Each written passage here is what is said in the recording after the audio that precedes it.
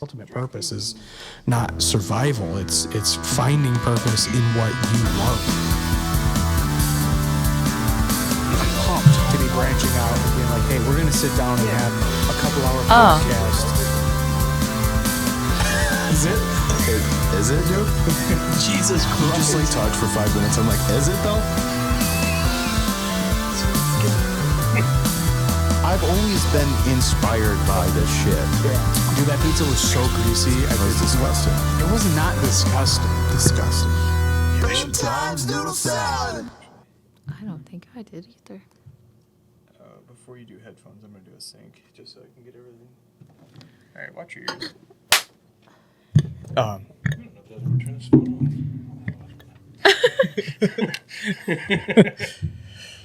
Oh man, yeah. I went to this DraftKings bar, and we were trying to like go there in a hurry on lunch and like eat and drink real quick.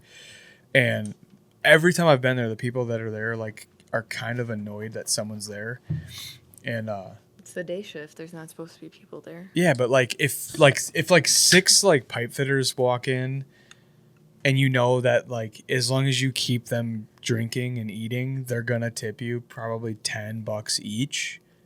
It's like you're gonna have like a good lunch rush, just like keep us going. And this guy, the bartender there was like, he was like annoyed that we were even there. I ordered a Budweiser. It was the skunkiest, like it had to have been 2 or 3 years old. It was the fucking grossest Budweiser I've ever had. It's got an old label. Right. It's like fucking. It had like Red Wings on it, and I was like, were they in the playoffs or something like a couple of years ago? And so I was like, fuck this. Like, and so I was like, hey, can I like wait? It took them 40 minutes to come back, and then I was like, can I get a different beer? Like, this is fucking horrific. I ordered fries, and the fries came with like a beer cheese. And when he brought it out, the plastic ramekin that the beer cheese was in, the whole top of it was curled over from being melted. I'm like, so you've had that just sitting under the fucking heat lamp. I've worked at a lot of places that do that. And you're like, you melted the ramekin, so I was supposed to just like eat the fucking melted plastic. I was like, dude, fuck this place. And he charged me for both beers. I was like, dude, really? Like this fucking beer, like take a drink of this Budweiser. It's the skunkiest bullshit. And he's like, oh, I have to. I'm like, you have to. You have to charge me for a beer that's rotten. And then I was just like, it was like $25 by the time I left. I was like, for fries and collectively one beer. I was like, this. I'm like, I'm never going there again. Yeah, it's fuck bullshit. that. I was like, I was pretty pissed, but I've worked at a lot of places to where they don't care and they expect that you're going to tip the $10 each. Yeah. And just don't. And then they're mad that you didn't. oh yeah, but Come on, what did I do? dude, one of our good friends, Lewis, is the sweetest. Like he's like a human golden retriever. Like you can't shake him. You cannot get him mad. And he was like, "Fuck them. I'm giving him $1. I'm giving him $1 just because I have to." And I was like, "You made Lewis mad. Like he's the sweetest boy on earth. Like to get him actually mad is crazy." But yeah, fuck that place. I don't know why. I don't know. Well, I guess I got on that kick because I'm fucking like all tired and feel like out of it and shit. And I don't know if that was. And that wasn't Right, because you drank beers I had in the middle of the day. I had like one beer. Like I had like 2 sips of the Budweiser. The first sip was like ugh, and then the second sip was to confirm that it wasn't just me being a bitch. Which it was partly that, but but then I had the Budweiser and I was like, I don't fuck. Like I was so fucking annoyed. But by the time I got the second beer, I was like, dude, let's just go. I gotta go back to work. But anyway, cheers, dude.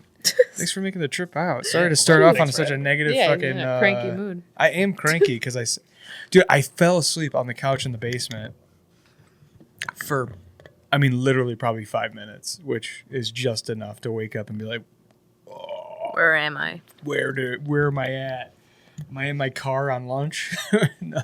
I keep hearing way too much stupid shit on Joe Rogan to where 1 minute they're like, you got to get 90 minutes. Otherwise, there's no point in sleeping. And then I hear another one where it's like, man, actually 10 minutes? They say that's what's best for you. I'm like, bro, I've been into the 90-minute thing for like 3 years, you asshole. I heard it was 20 minutes. Yeah, Like it was 20 minutes is the ideal. I think everybody is just different. No matter what, doesn't matter what I do, I will wake up at 4 o'clock in the morning every single day, no matter what. Sometimes I'll have gone to bed at 3 and I'm fully rested. Sometimes I've gone to bed at 9 and, it doesn't make any sense to me. Yeah. All I think is like, should I have been like a night watchman? Am I supposed to be up this late? And like my body just like, yeah, you're built for this, bro. What are you doing that daytime shit for? You sparked a memory. Me that Matthew Walker guy from a few years ago was the sleep expert that Rogan had on, and I remember him saying like, you can't catch up on sleep. Like that's not how it works. And I was like, bullshit. I've been playing that game my whole life. Like I'll stay up till 1 o'clock in the morning doing spots or whatever, and then go to sleep, get up at 5 in the morning, go to work, and then I'm like, all right, let me sleep on my coffee break, let me sleep on my lunch break, maybe do an afternoon break, and then I'm good to go. I feel like $1,000,000 by the time it's like 6 in the afternoon again. But there was I remember there was like a thing going around about. It might have been a founding father thing. Did you see the same thing where he's like he would sleep with like a spoon in his hand? Yeah, that's like a couple of different people, I think, like Isaac Newton and shit like that. And I think it might be Benjamin Franklin. Yeah, because I've heard another one where it was like a pool cue that they would keep that would fall. Like, so I've heard a couple of different stories where like they'd have something that would fall, wake them up the second, so they'd only get like what a minute of sleep. Yeah, Why? That was just like they had figured out that was the right amount of sleep. Like if they weren't woken up pretty quickly, then they would end up like they would lose the benefits of sleeping, and they would stay asleep for like the whole night, and they would lose all this productivity. So yeah, they were like, I have to get all this shit done. I can't be sleeping, but I can't function if I don't take a nap real quick because the guy hasn't slept or whatever. So like. The story I had heard is that he would like sleep. He'd fall asleep holding a spoon like at the end of it, and once the spoon fell and it made a loud noise, it would wake him up and he'd get back to work. I think a bunch of different inventors have weird things like that to where it's like, I think, don't they say that Trump only sleeps like 2 hours a day or some shit like that? What is he inventing? Yeah, true. Well, he's out there doing shit. Is it good? He's doing things. He's doing things. He's busy. He's busy. He's is busy. It good? He's busy fucking reverting this country 60 years and racism and sexism he should probably just go. Yeah, take a nap, bro. He just go to sleep. Just let him have a real solid snooze. Maybe that's why he's such a emotional bitch. He's sleepy. Oh, he's sleepy. Somebody gives him some, Dayquil or NyQuil, and then he's just like, guys, I'm sorry. I've been a dick. I've been a dick a little while. What have I done? What have I been doing? I'm so sorry. I've been calling people piggy? That's mean. Oh, that's crazy. That's a crazy thing to say to anybody. I don't remember the comic's name, but it was like a clip. It was on Facebook, so it's not like I'm blowing up someone's jokes. But he's called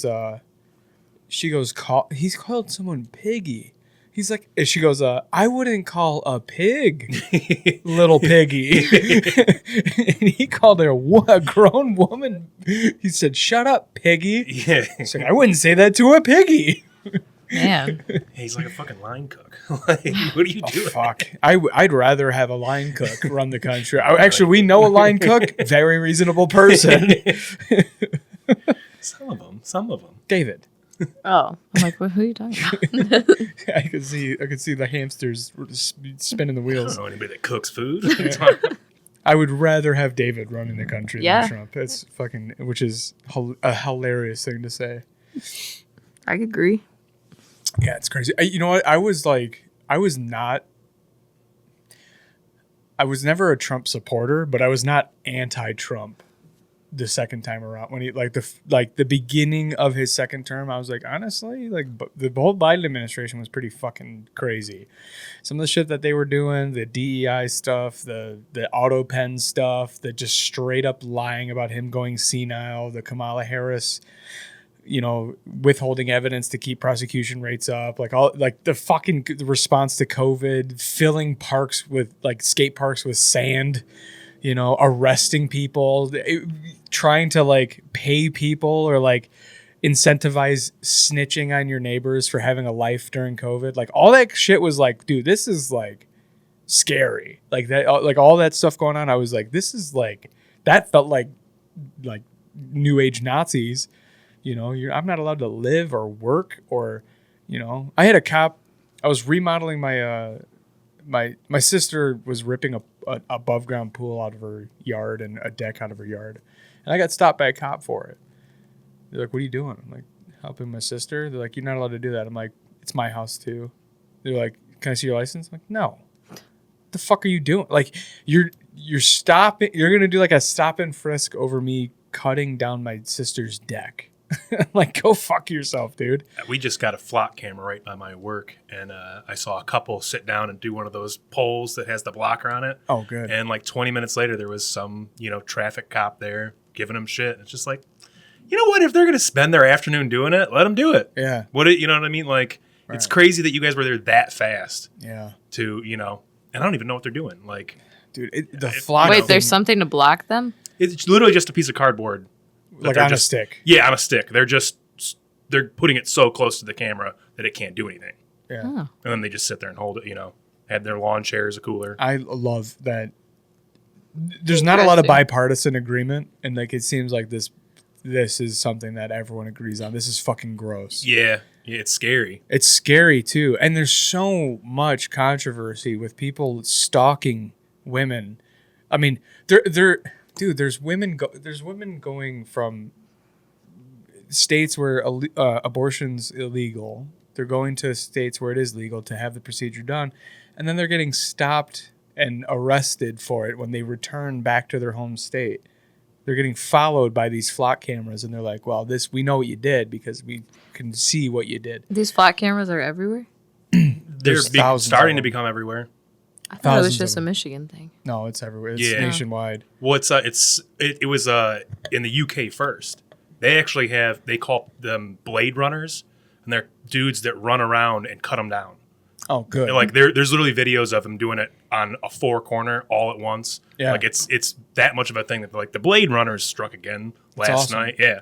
I feel like What do they look like? it's a black pole with it looks like a solar panel on it, and like a camera. Yeah. It's pretty nondescript. Like if you don't know what it is, you wouldn't even think it twice about it. But they are getting damaged so bad now that the company started making them like hidden.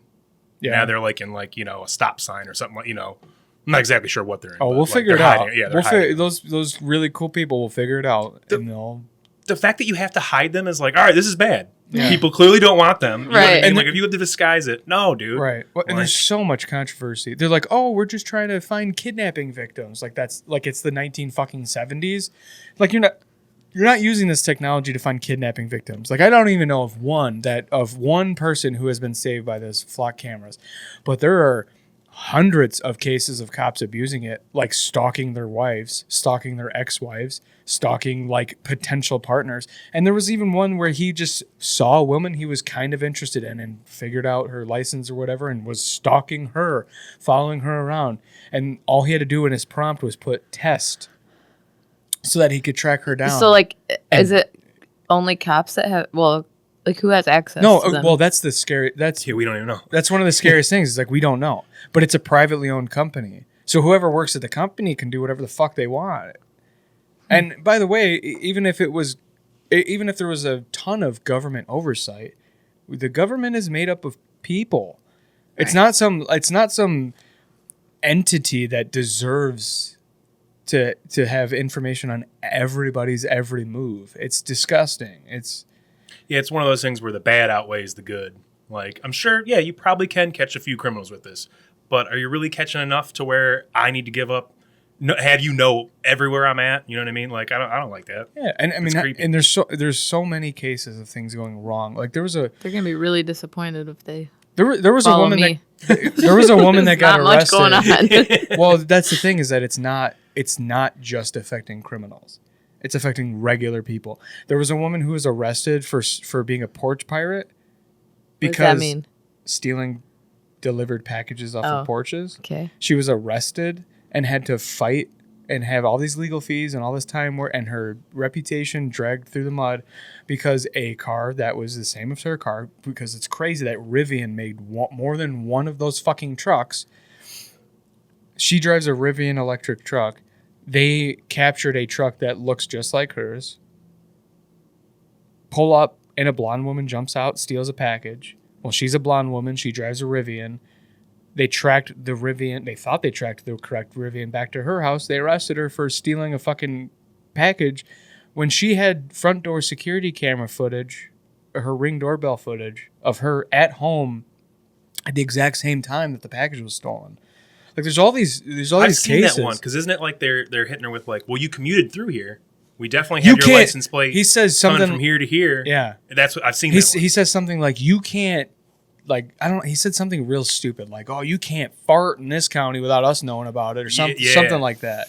The cop said to her, and she's like, "That was not me. I would not do that." And she went to jail, and then she had to fight it. And I don't know. I mean, hopefully, there's a settlement out of it because, like, I've been through the system. I know how fucking traumatizing it is. So to go through it innocently is particularly fucking traumatizing, and I'm sure cost her thousands of dollars to fucking prove her innocence. But possibly lost your job. You know what I mean? Yeah, like it doesn't just go away with sorry. Yeah, no, they're not gonna apologize. Yeah. No, it's guilty till proven innocent, and these cameras are they're disgusting. We don't need to be watched at all times, at fucking 24/7. Every hobby I do, I don't need a camera. It's not only like, oh, we're tracking you for public safety. It's also like gathering all of the possible data of your habits, your hobbies, what restaurants you go to, what stores you go to, where you've been. And they're selling that data. They're going to sell that data. I mean, you imagine my insurance companies fucking find out, oh, he goes to Taco Bell on average like 5 times a month. And he goes to this bar, whatever, X amount of times. And like you're going to start selling that data. And then what? My fucking insurance rates are going to go up because... That's like you can't even get a brace anymore off the internet without that coming up. When you go to get insurance, being like, oh, well, there you got this existing injury. Like, what are you talking about? Like, well, didn't you buy that shoulder brace off Amazon and 2026? You're like, that doesn't, you know what I mean? It was for my kid. Yeah, exactly. Yeah, it's just like that shouldn't be held against me. Like, right. No, we know. Oh, it's pre-existing. It's pre-existing. We're not going to cover it anymore.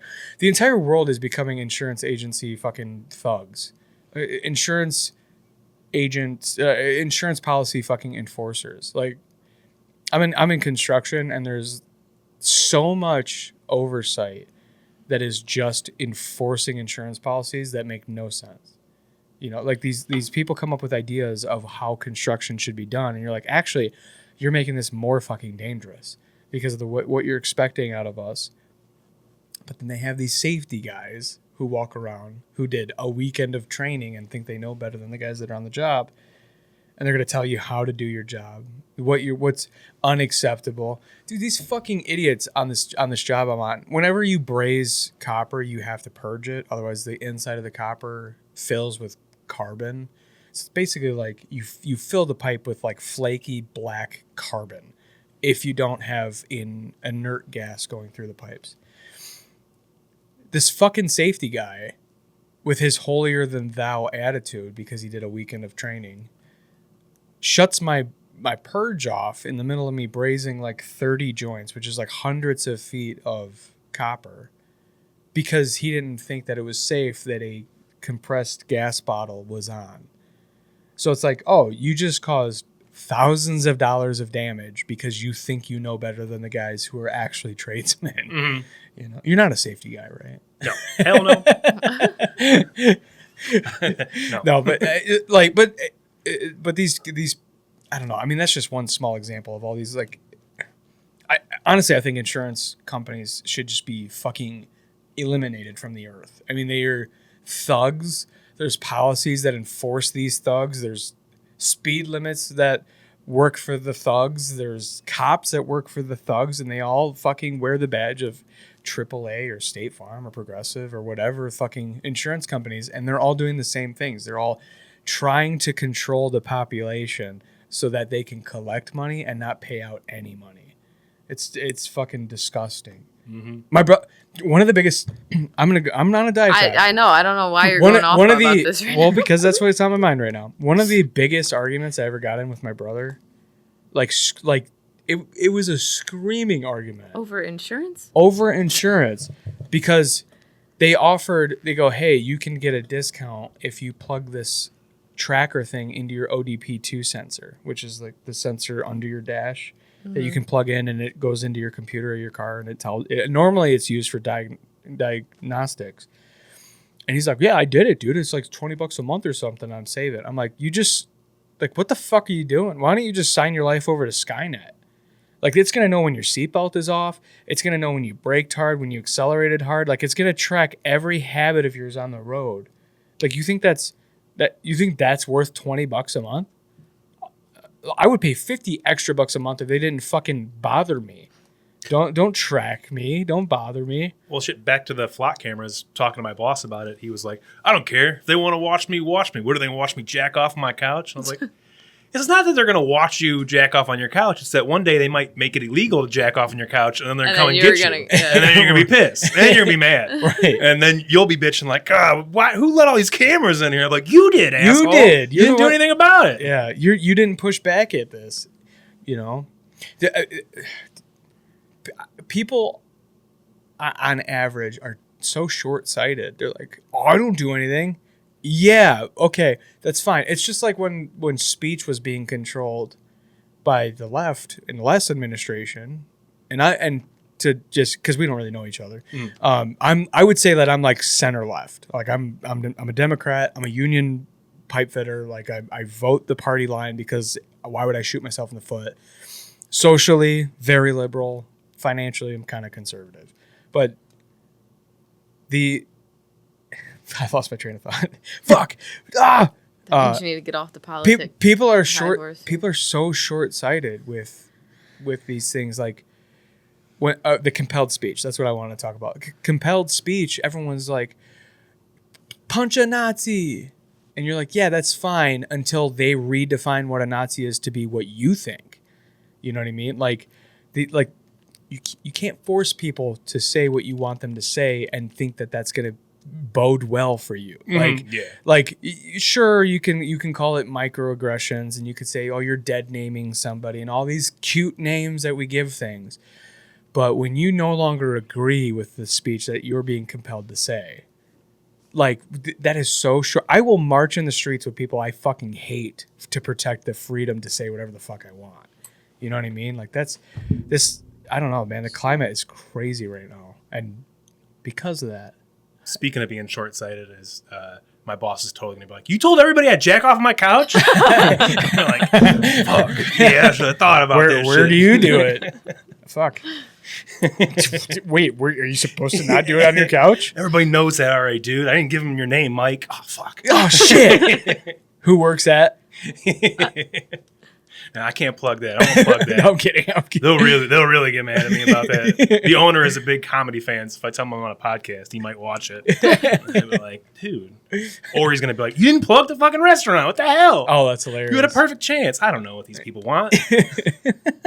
Oh, so we know he works at a restaurant. So I know he works at a restaurant. He plays a game where he like tries to guess what people do for a living. There's only I thought I was a safety guy, and I was like, I just told you I was an alcoholic when I first came in here. I had a backpack full of beers. If I'm a safety guy, we should definitely get rid of all of them.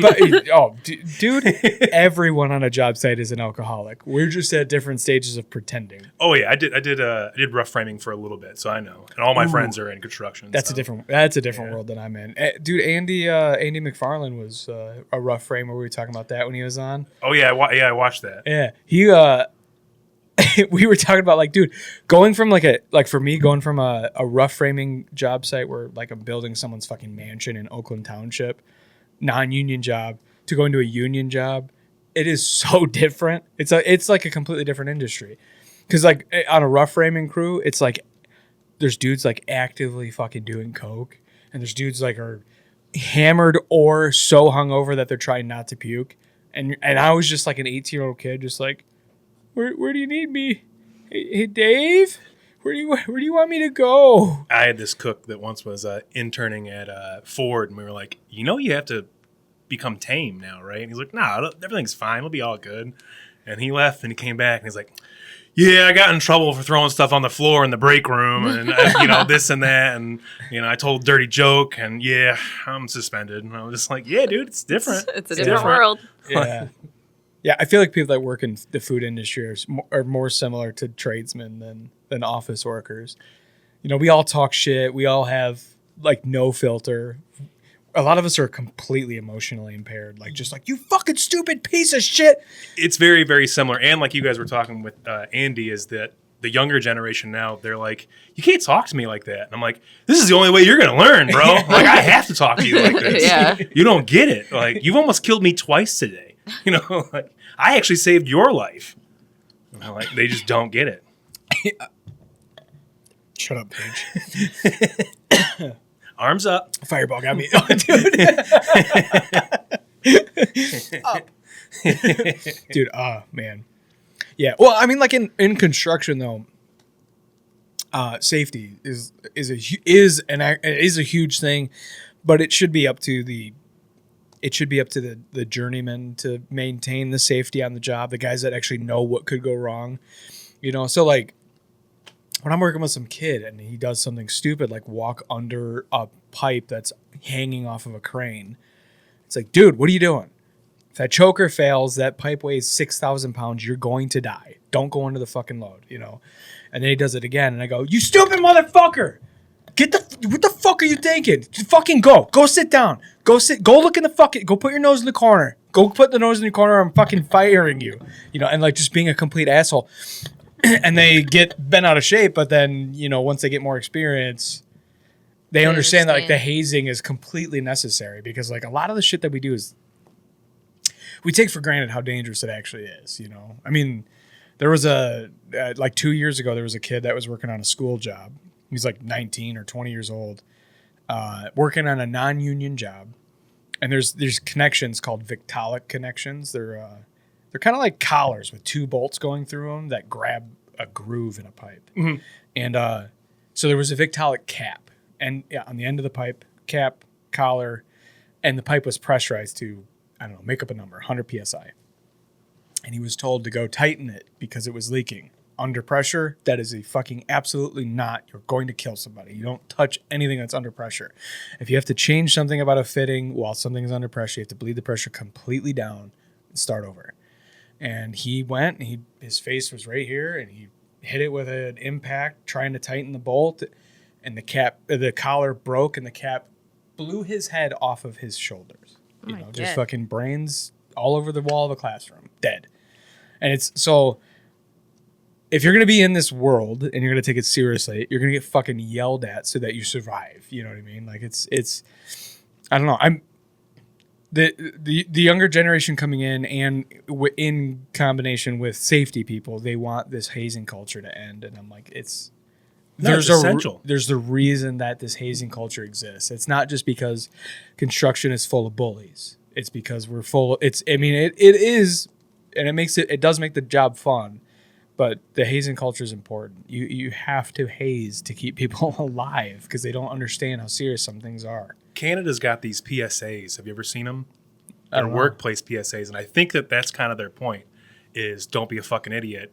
But like the slogan is like, there are no accidents. And so the particular one that sticks out in my head is it's a chef in a kitchen, and they're talking to the camera, and they're like, I'm about to get seriously injured in a minute. And they pick up a hot pot of oil, and they're like, there's a spill over there. Should have been cleaned up, but it wasn't. And then they slip and they burn themselves. Gosh. And they get up, and they have like, you know, prosthetics on. They're all melted and shit, and they're screaming. Oh my God. And then it cuts to black, and it's like, you know, clean up after yourself. It's, you know, like there are no accidents. It is that like, serious. Yeah, there are no accidents. Like you fucked up. It caused this. Yeah. And now that person is forever changed. Yeah. You know? And I know that you could go, sorry, my bad, but that doesn't change what just happened to them. I guess I never thought about the hazards of a kitchen. Like I was thinking, like, what do you do? I fell do? so hard in the kitchen one time when I was serving. Oh God, you can get. I was walking out, and like, there was like the exit to the kitchen, and then off to the left was the bar. And I remember my managers were all sitting at the bar because it was like at the end of the shift, and I was going to walk out, and my feet went out from under me, and I fell, and I looked up, and they were all just dying laughing, of course. But I'm like, did you get hurt? Cool. No. But it was just funny. I mean, like, what other hazards are there in a kitchen other than, like, because I was thinking just like cutting yourself or burning yourself. Like, those the obvious ones to me. There was one time I was at this place. I have wild stories about this particular restaurant, but for instance, one time cooks who worked there before us decided they didn't want to empty the grease traps in the hood, so they just filled them in with screws. What? Which would cause the grease to just funnel in a waterfall And behind and just drip and just cause this giant grease, block that we would have to clean every month or whatever. We should have cleaned it more often, but it's like not our problem. It was we like didn't do this. Yeah, it was like three guys that worked like 70 hours a week. We were the only real cooks at the place. Anyway, it's like a Sunday night. We're trying to get out there early. We're all having fun. And I'm the smallest guy. So I'm like, you guys keep cooking and I'll squeeze back there, clean the walls, all that kind of shit. And then we'll get out of here. As soon as I wipe one of the giant, globs of grease, it's a massive cut in the gas line and it's pouring gas into my face. And I'm trapped behind there and there's open flame and everything. And I'm like, yo, we got to shut everything down. Like, holy shit. And the owner is there. She's like, no, it's fine. It's fine. Tosses me some tape. And I'm just like, what? Yo, I want to say her name so bad, but I won't. And it's just one of the, so I patched it up and Jan, we went, you fucking bitch. We went about, she may have been a cartel boss. There's a lot of stories about that woman. She had nunchucks and a gun. And she knew how to use the nunchucks. She had a private plane, damn. Yeah, she was sounds like a scary bitch. She's a scary lady. Yeah. But yeah, so that happened another time at that same restaurant. The server had gotten dropped off by her friend and they hit the gas line. And so we get told, massive gas leak, shut everything down. I'm the only cook there, shut everything down. We go outside and we're waiting. Long story short, another cook had messed everything up the night before. I mean, came in high on Xanax, put cups in the pop machines, overflowing for hours, really, really messed up, had fries in the fryer all night. So they were just smoking when you came in. It was what the fuck? a disaster. Yeah. Anyway, he's supposed to be coming in. So we're all in the parking lot way away from the building. And all of a sudden he comes walking around and the gas is still pouring out. He's smoking a cigarette. And I'm like, dude, gas leak. And he thinks I'm yelling at him about the mistake the shit he did the night before. So he just turns and starts, fuck you, dude. Fuck you. And he's just waving the cigarette closer and closer to the gas. And his dad was our dishwasher. And I just looked at him and went, yo, your kid's dead. Run. Yeah. Leave him. Ended up not blowing up. DTE showed up, waved us all in like we were pussies, told me to turn the gas back on. As soon as I turn the burners on, he starts screaming, turn it off, turn it off, turn it off, turn it off. It's going to be another little while. And I'm just like, oh, we almost all just died. So there's that. There's all the gas problems. You have, I don't know what, a 40-gallon pot, pot as big as me, that you can just fill with burning hot liquid. And a lot of people don't realize tomato juice and stuff like that are acidic. They'll burn longer than, say, water. Also, steam burns don't kill your nerve endings, so you'll just continue to burn. There's a lot of... One time I went on vacation and came back, and there had been a... what would you call that? A toxic spill or hazardous waste spill. Okay. I saw all these people out there with backhoes and sand and stuff. And it turns out the other cooks took the hot oil out, and tried to two-man it down some stairs. Oh. When it's nah, man, it's safer if you carry it by yourself. Yeah. And so one of them just dumped it all over the other guy. Oh, no. And so he got all burnt up, and then they, contaminated the parking lot. I'm pretty sure it went into one of the sewers, so it caused some problems with that. Jesus. Yeah. Another story about a dude spinning around with a knife and cutting another guy's bicep completely, all the way to the bone. Fuck. Yeah. So, obviously, yeah. Very rarely is anybody getting killed in a kitchen, but you're getting maimed. You can get hurt pretty bad. Yeah. You know what? I kind of have you're giving me a new perspective on this, because when I would watch the Anthony Bourdains and the Gordon Ramsays or whatever, I was always oh, they're just chasing excellence. That's why they're assholes. But now I'm wondering, maybe it's more of a safety thing that they were assholes over. Oh yeah, big because it's you almost always will hurt somebody else. Yeah. If you're being stupid in there. That sucks. I hate that feeling. There was a story from years ago at I don't know if they have them in Michigan, but it was a Dickie's barbecue place, chain place, and somebody was looking for sugar to put in the sweet tea, and they went to the manager's office, found a box full of white powder, and it was Quick Lye, and they put it in there, and a woman came up, got a glass, immediately starts throwing up blood and stuff, almost dies. Holy fuck. Like, that's how stupid people can be in restaurants, because it's like, what? It's just a kitchen. Yeah. How dangerous can it be? It's like, nah, if you're stupid. What do you use Quick Life for? I don't know what you would be using that for. Maybe for like cleaning like fryers or something along. That bitch is a Bob boss. Yeah. No. Well, yeah, exactly. Okay, this wasn't my restaurant, but different place. But there was one time at another place they have these big like metal L-shaped, containers. They have wheels on them so that you can fill them up with the hot oil and then more safely carry them out. Well, it was wintertime, so the thing got filled with snow. And my manager was like, all right, Griffin, I'll finish the fryers. You get out of here. As soon as I close the door, I hear an explosion, open the door, and he had released hot oil into this confined space filled with water, and it blew up. Oh, my God. He didn't get hurt or anything like that, but I mean, it was hot oil all over the walls, all over everything. God. Like, could have been bad. Dude, oil, the grease fires and then people put water on them, and they just fucking take over the kitchen.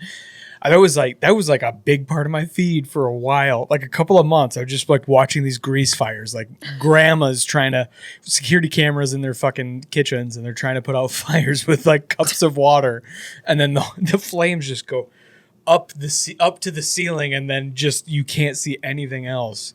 Yeah, God, yeah, that's fucking terrifying me right now. Actually, Kitchens can get real stupid. Yeah.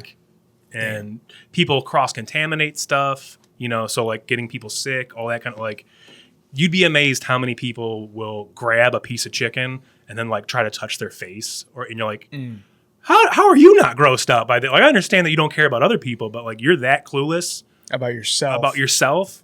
Like, it's sure you get some knuckleheads in the trades. We get all the worst. Yeah. We get the guys that can't get the job in the trades and then are like, all right, I guess I'm in the kitchen now. Yeah. Yeah, no, I mean, they're on their way to get them. We get the bottom of the barrels guys sometimes too. Like pipe, I mean, I don't know. I guess not pipe fitters so much, but the lower skill trades, like laborers or like the least skilled. Did that so quietly. Just try not to disrupt the audio. Oh, it's fine. No, yeah, when I do my editing, it'll all be gone. The laborers in my world are like the zero skilled, guys that are, I shouldn't say zero skilled. There are guys that are like really good at rigging and demo, like they do some dangerous shit and they are really good at it. But for the most part, laborers are like sweeping, changing garbages, like sucking up water with like fucking walk behind Zambonis, for roof leaks or whatever during a construction project. But some of those guys, you're like, fuck, you're on every pill right now, huh? Like, yeah, we have like a little bit of a feud with one of those guys right now, and I want to talk about it because it's so funny to me, but I'll probably overshare, and then there'll be evidence. Yeah. Okay, well, don't get into it if you're gonna get yourself in trouble. I'm not gonna get in trouble because I have skills, and they can't just replace people with skills. He is getting shit talked about him on the walls of every single porta potty because this guy thinks if he's a rat and he snitches on people, he'll like become a superintendent. So he's just like he's a complete fucking suck ass, and he runs around taking pictures of people. He doesn't even do his own job. Like he runs around taking pictures of people, trying to get people in trouble for, I don't know. I mean, you name it, right? You standing close to the edge without being tied off to a harness, or you're not wearing high vis. One time I was hired on as the welder, but I was having like a bad week with my asthma, so I made my partner weld for me. And my partner goes up with a fire retardant shirt on that is not high visibility. It doesn't have stripes on it. Class 2 stripes. And he takes a picture of him, sends it to the safety coordinator, and the safety coordinator shuts us down. We're like, dude, he's welding. Like, what he's doing is literally brighter than the sun. You're going to tell me that he can't be seen? Like, he's up in a scissor lift doing something that's brighter than the sun, and you want him to wear high vis. Like, what the fuck game are we playing here? There's no equipment that he needs to be like. There's not. It'd be different if we were on a job site and there's like telehandlers and cranes and like all these big like front loaders, like all these big pieces of equipment driving by, and they need to be able to see guys that are on the ground. We're on the 4th floor of a hospital building. The only other thing up there is other guys in scissor lifts, and they fucking see the other scissor lifts. You know what I mean? So we were like, is this real life? Like, this is a real thing that you're actually bitching about? Like, first of all, not only do I resent you, I respect you a lot less because you don't even understand the nuance of the job site. Like, that's so fucking stupid. This is a waste of my time. Then they tried to run me and my partner off. I don't know if the enemy number 1 was involved or not. But they tried to run me and my partner off because the roofers, we were doing the ACs. The roofers lifted up a section of foam, like 2-inch foam on all these commercial buildings. They have like 2-inch foam and then like an EPDM membrane goes over it. And they lifted up a section of foam that got covered in some mystery fluid. And they decided that it was our piss, which is hilarious because we never, like, I don't do that. I won't piss on a roof. I'll bitch about having to run 6 flights of stairs to go piss in a porta potty, but I'm not going to piss on the roof. If I do, like, if I'm like desperate, I'm like, dude, I'm not going to make it. I'll piss into a bottle and then I throw the bottle away in the garbage. I'm not going to fucking pee on someone else's material. Like, that's insane. And, so they were threatening to run us off over it. And I was like, dude, I'll leave right now. I don't give a fuck. You guys need me. I do not need you. There's 130 open call jobs right now. Like, I can leave I can quit and have a job to go to and still finish out the day working at another job site. Like, I will fucking leave today. And they're like, no. We're not going to do that. We're not going to do that. No, they thought it was you guys. Oh, they thought it was us. No, it was 100% us before I started fucking fighting back. But then you thought it was us.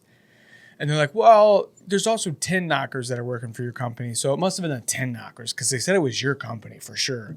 Like, shut the fuck up. You didn't see anyone pee on anything. And you know what? I guarantee it was just rainwater and that roofer's just a fucking idiot.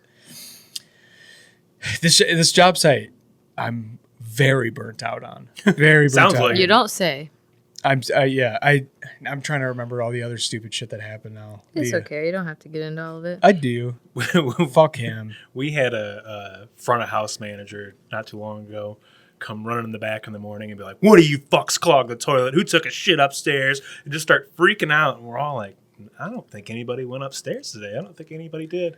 And then it turned out it was him the night before. Oh, he went through the cameras and was just like, oh, fuck. Dude, that's hilarious. Yeah, so now that's like, he can never come back and say anything to anybody. It's Yeah. like, shut up, shit pants. Like, fuck off, dude. Like, hate you. Call him shit pants. Yeah, like, fuck off, dude. Do you guys have... Okay, so like a plague in my industry is that we'll have these like kids go through like a 2-year construction management program, and then they show up to a job site and they think they know things. Do you guys have the same thing where you have some culinary school? You have someone that goes through culinary school and they think they're going to run the show, and you're like, you don't even know what the fuck you're looking at. Like, you don't even have the skill to function here, and you think you're the boss now. Yeah, like, I'm almost positive that the teachers at the culinary schools tell them that. Like, we're teaching you, like, the basics. Like, now go and get in a job and have them train you how to actually work in a restaurant.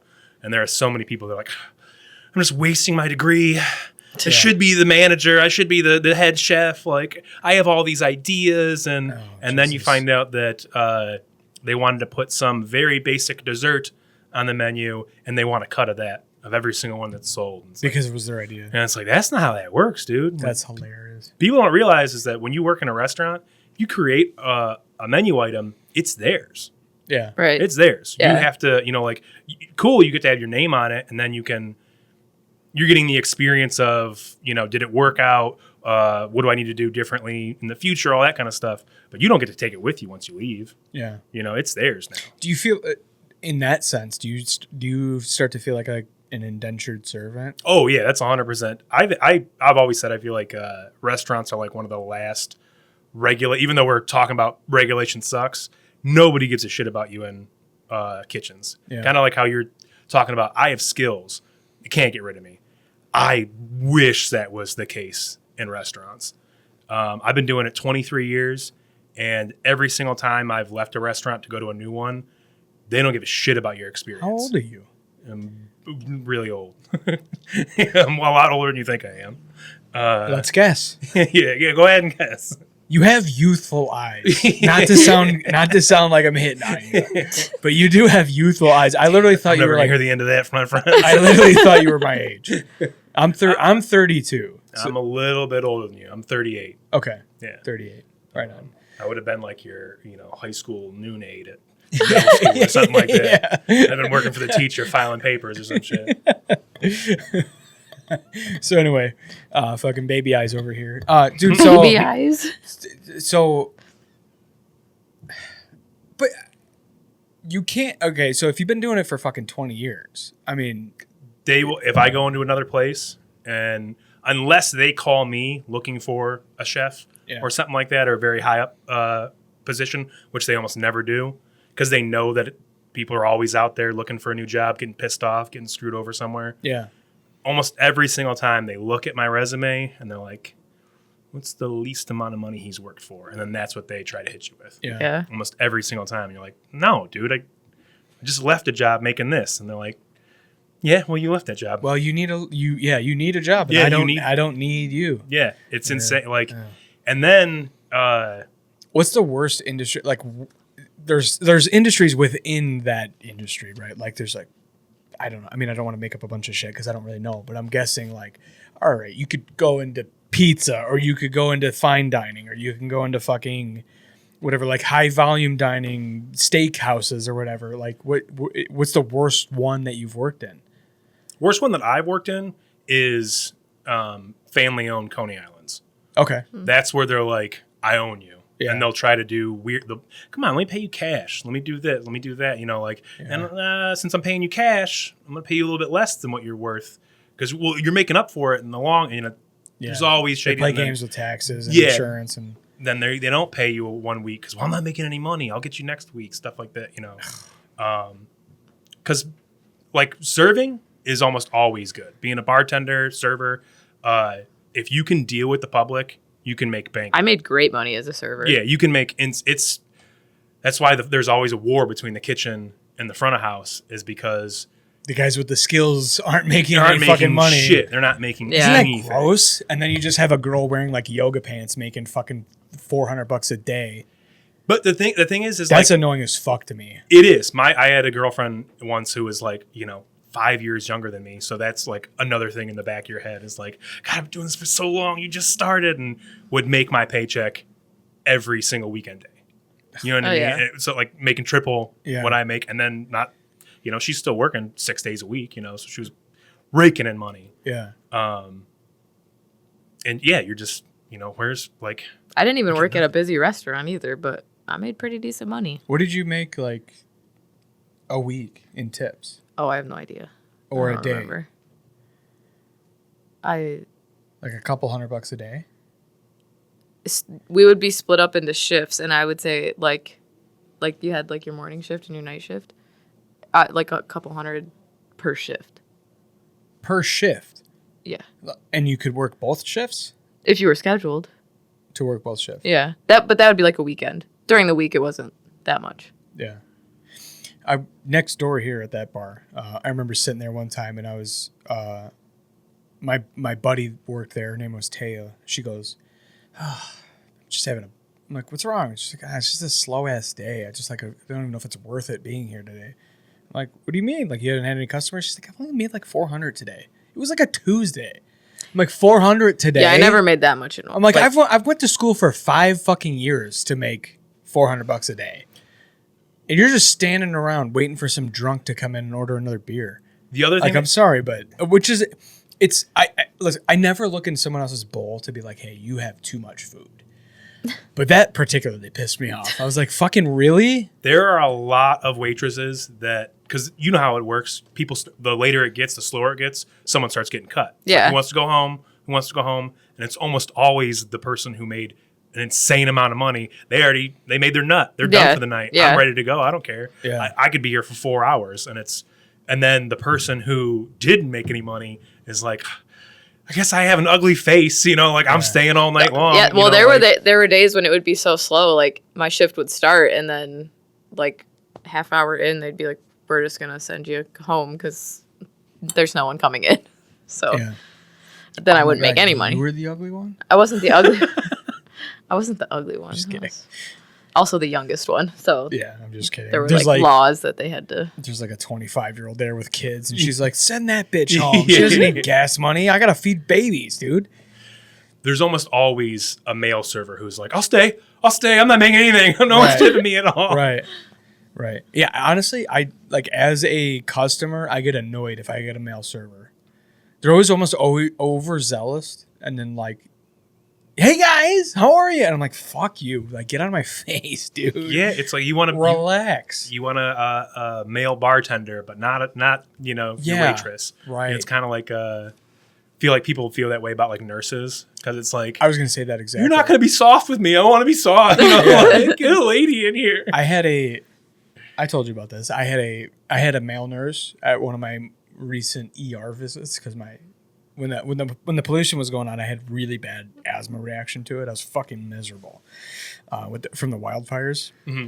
And so I go to the ER and I'm like, dude, I'm fucking dying. I can't breathe. My oxygen level was like 91 on my pulse ox, which is really low. It should be like 98 or 99. 91 is like, go to the ER right now. Mm-hmm. And so I did a breathing treatment on the way to the ER in my car, and whatever. So I end up with a male nurse, and I just remember initially I was like it's more comforting to have like a motherly figure. Like I want like a 60-year-old, like I've seen everything nurse to walk in and be like, "Come here, dummy, here's your vein." You know what I mean? Like I don't want one of these like young, scared nurses who are gonna stab me 14 times to try to find the vein. But then I ended up with a male nurse, and I was like, he's hanging out with me. Like he's like sitting down in the chair. He's staying in here for like 40 minutes at a time anytime he comes in there to check on me, and like no nurse ever does that. And then do you remember what I told you? That he was hitting on you? 100%. 100%. But like specifically, because honestly, I'm kind of drawing a blank right now. I don't remember exactly what you said. You just said He said sitting in- He said something that was like, you can't, like, you couldn't have deny that you it couldn't was- deny that he was hitting. Yeah, like that he was like trying to flirt with me. And you know what? I'm flattered a little bit, but like also I was like, I'm trying not to die, dear dude. So like I don't. Yeah, he was like, "You're easy prey. Shut up. Yeah. You can't run away. I know you can't breathe." You know what'll help these lungs? Fucking make sure you throw this in the back of your throat real quick. You know what's best? Kissing. Dude, if you give me a smooch, you'll be fine. Yeah, he was absolutely flirting with me. And like normally, like I'm the kind of guy that would like laugh about it, be like, "Dude, I got fucking hit on today. Like, how funny is that?" But that day, I was like, "Fucking." You felt vulnerable. I was like, "Come on, man, send me fucking like Loretta, who's just pissed that she's even at work today because some 20-year-old bimbo called in." I had a funny nurse interaction when I was a young kid. I pushed my hand into the meat slicer and like just sliced up in my thumb because the onions got stuck and it was spraying me in the face and like I was getting all this onion juice in my eyes. I was like, oh no. And so I went to the hospital and I had like been squeezing my thumb so hard that it closed up and I just had to get like a little, so I felt embarrassed and I was telling the nurse like, I'm a pussy. Like, she's like, no, it's all right. Had you done it just a little bit differently, like across the nail, that would have been really, really bad. About 2 weeks later, pepperoni got stuck in the slicer, and I tried to grab it out, and I got it. But I knew I wasn't whole anymore. I went to the bathroom, and I let go of the pepperoni, and just blood everywhere, Oh, fuck. I ended up passing out, waking up on the floor, and I was just more mad about being on the floor in the bathroom at the restaurant than I was about cutting my finger off. And I get the same nurse, same hospital. She walks in, she's like, "How's everybody doing?" I'm like, "Nurse, I did what you told me not to." And she's like, "No, it's fine. Everything's fine. She unwraps and she goes, "Oh shit." And then she wraps it and I was like, "You can't say oh shit." Yeah. And she's like, "I didn't say that. Everything's fine." The girl that drove me there was like, "You said oh shit, man. You said oh shit." So this is bad. Yeah, This is real like, bad. you told me this would be really, really bad if I did it, and I did it. He's dying, right? Well, He's yeah, definitely yeah, dying. What am I gonna do? It'll be fine. Yeah. Dude, I have a similar story with. So I don't know if you can see the scar on my face.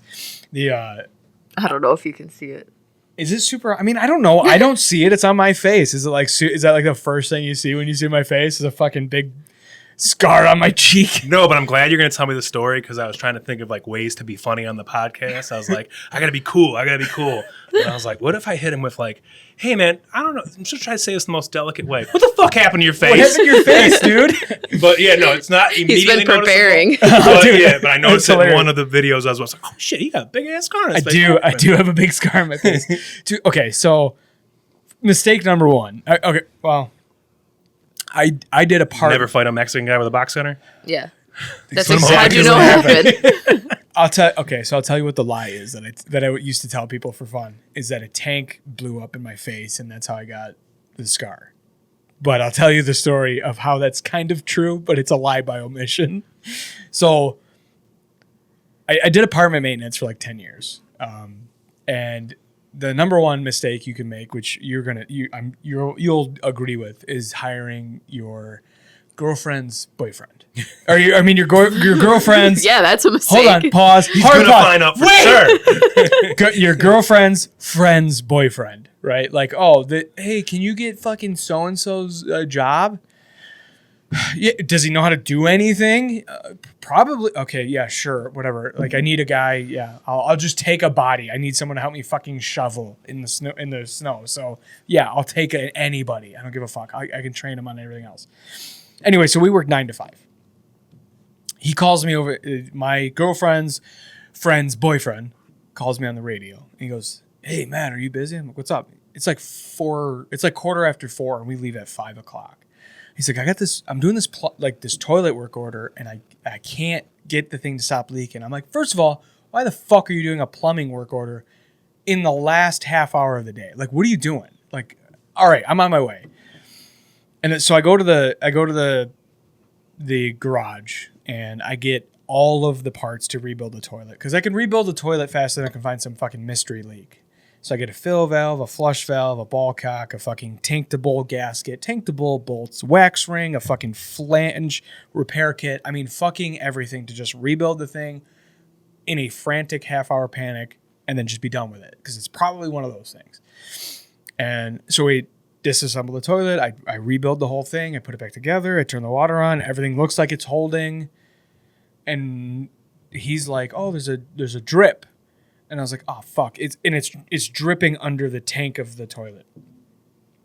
And I go, maybe I grabbed the wrong tank to bowl gasket, like the wrong brand, because there was a couple of brands on that property.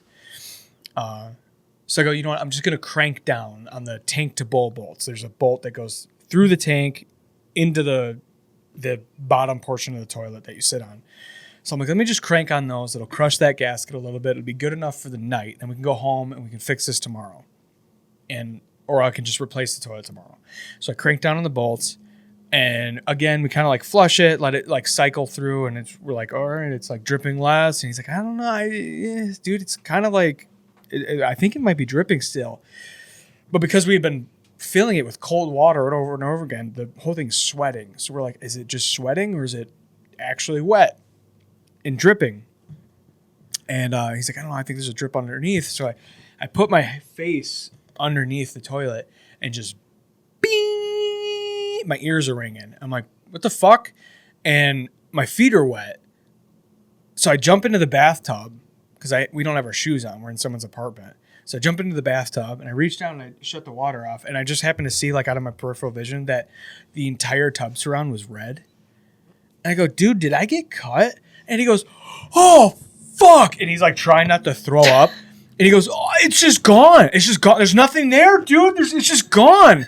I'm like, what the fuck are you talking about? And I look and I just see like muscle and fat and bone in my face. I'm like, what? So I pull out like 20 feet of toilet paper off of her roll and I put it on my face and I run down her stairs and I go to my work truck and then just my peripheral vision is just going like, I'm like, oh, I'm fucking passing out. I'm passing out. So I put my head between my knees and I just like tried to stay awake. He called 911. An ambulance shows up. And so what happened is that what I think happened is that there was like a crack in the tank and then me cranking down on those bolts. And then when I went to go look, I like bumped it, and then that pressure on that porcelain just like made the whole thing burst into a million pieces. It just exploded. So it was the porcelain that cut your face? The porcelain burst into a million pieces and also sounded like a grenade went off because it like exploded. Like there was porcelain fucking everywhere.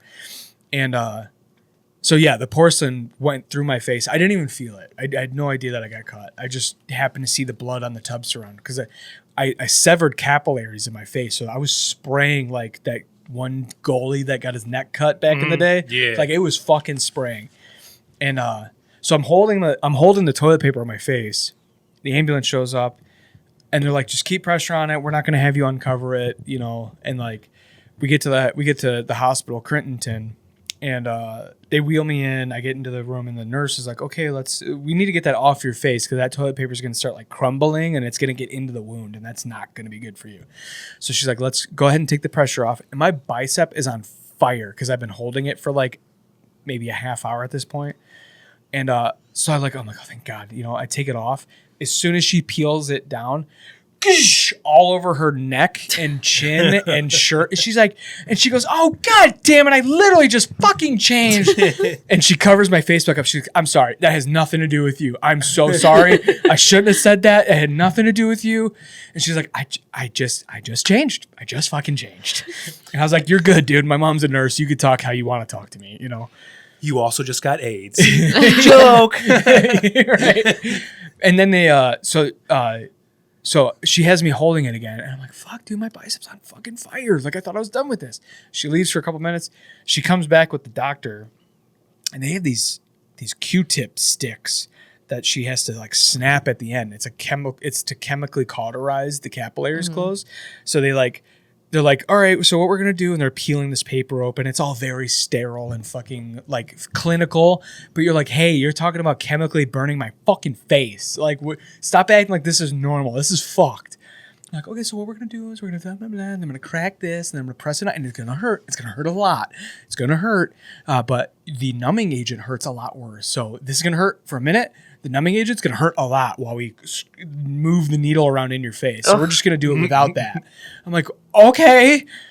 And they go, so like, all right, we're going to peel this down and we're going to see if it's still spraying. And if it is, then we're going to put pressure on it real hard. We're going to stop for a second. We take it down and we burn it. I'm like, okay. And I'm like, fuck, please don't. Okay. I take that down and it stopped bleeding. I'm like, oh, fuck, thank God. Thank God you don't have to burn my face. So yeah, and then they did nothing. It's the injury's called an avulsion. That's the first time I heard that word was when I got that injury. And you can't do shit to an avulsion unless you have the skin that got fucking filleted off, and I did not. It was probably stuck to that lady's mirror or something. Who had to clean up her bathroom? I didn't. I took a few days off of work. I'm sure you did, but Yeah, I would like to know who cleaned up the bathroom. Yeah, I don't know. Did they just were they like, sorry, lady? Dude, you have to clean it up. let's call. You want to call him? Call who? Hold on. You don't even know his name. I do. I'm trying not to say it because I don't know if they want this story to be fucking. Oh, well, maybe we shouldn't call them then. I'm calling her. I'm calling his wife. Oh. Because I don't have his number. This is 2 podcasts in a row. I've made a phone call in the middle of the podcast. I would actually like to know. I don't know. I've never asked that question. Somebody had to have found the flap of skin. She was just the property manager was just guilt tripping me about taking an ambulance. Like she was pissed that the company had to pay for an ambulance. So I quit. And then I was in talks with a couple of different lawyers because I was going to sue their dicks off, and it didn't work out. Please leave your message for 2. Blah blah blah. I was gonna say, don't let that out there. All right. Just thinking of the piece of skin missing is when I cut the tip of my finger off, grabbing the pepperoni. When I came back to the restaurant, there was a girl there. It was Griffin. I found your finger. Do you want it back? That's she just hilarious. had it. She really had it? She had it into a to-go box, and she was, I was like, "What'd you guys do with the pepperonis? You threw those out, right?" And it's like, "They're in the walk-in." I was like, "Throw them out." Oh my God. that's another thing that could happen in restaurants. Oh my God. They're like, we did all that work and you got hurt for it. I mean, you don't throw away your hard work. Yeah. Yes, throw away my hard work. Throw away the fucking pepperoni, dude. I want to know if anyone ever found that piece of skin. Because it was a bit, like, the scar is probably 1/3 the size of the injury. So there's a fucking piece of skin that's like this big somewhere in that lady's fucking. I kind of hope that the lady had to clean it up. I Because do- how fucked up would that be if she just like, Jesus, oh my God! Yeah, there's just like a Should have fucking. cleaned up his blood. and There's just like everything. a hairy fucking section of cheek on her floor. And the property manager won't tell her what happened. Like, yeah, just an accident. Oh, Everything's she- fine. Everything's fine. Like, Dude, that sucked. It fucking sucked. Dude, that bitch, she would, every day she would make a comment about it. I would like a month later, I remember coming to her and I'm like, hey, one of those stoves that got delivered for the remodel units was completely crushed by the delivery guys. We can't accept it. And she's like, yeah, the company's just made out of money. You take an ambulance to the fucking place that's a mile down the road. But yeah, no, we'll just. And I'm like, what the fuck? I was like, oh, dude, I remember I fucking screamed at that. The first time I've ever screamed at someone that wasn't a part of my family, I was like 22 working for her. And I was like, you fucking bitch. Like, I was in the fucking hospital. I unleashed on her because she kept making comments about me taking an ambulance to the ER. I'm like, you're so fucking concerned about saving this company money, but I had a hole in my face, and you're mad that I didn't go to Concentra. What the fuck is Concentra going to do? They Make can't you even sit in handle the- drawing blood. Yeah. You're going to send me to Concentra with a hole down to my skull? you think they know what an evulsion is? Is that what it's called again? Avulsion. Evulsion? You know that? You think they know what to do with that? Yeah. No. It's the craziest shit of all time. I haven't thought about that. I'm actually getting mad just thinking about this because I haven't thought about this in a long time. That pisses me off. It's crazy. I would never guilt trip somebody for having to take an ambulance. Depends on the person. I would. And dude, and then the owner, well, with a fucking hole in their face? Dude, the owner comes in and he's this little old Jewish guy, and he looks very unassuming. But then as soon as he talks, you're like, oh, you're a scumbag. He comes, and Jewish, I don't know, that's not the defining factor. It's just I'm trying to give like a visual. Like he looks like Bernie Sanders. Like his head is in the middle of his chest. He's just like, whatever. He's got that whole fucking vibe, except he is the 1% of the 1%. But so he comes in, and he's sitting at one of our morning meetings. I've worked there for like 2 fucking years. I never met the guy until after I get hurt, he comes in, he starts injecting himself in these morning meetings. And he goes, we own an electrical contractor too. So like we have an electrical contracting company, and we also have properties. And he's like, we had one of our electricians go to one of our properties, and he was going to change a bank of meters. 30 meters on one big bank. And he's the kind of guy that just couldn't sit still. He couldn't sit still. And he had a partner that was on his way. He had to do his partner had to do a work order, and then he was going to meet him at this other property. And because he's the kind of guy that was a real hard worker, worked for us for like 30 years, real hard worker, he couldn't sit still. So he starts loosening all the bolts on the bank of meters because he wants to do something to get ahead. And the bank collapses on top of him, and it kills him. And he goes, you know what's crazy? We sued, and the courts decided that we were not at fault. He was at fault, so we didn't have to pay him a dime. I go, you're proud of this story. A guy who worked his ass off for you. He was a hard worker. He worked his ass off for you for 30 years.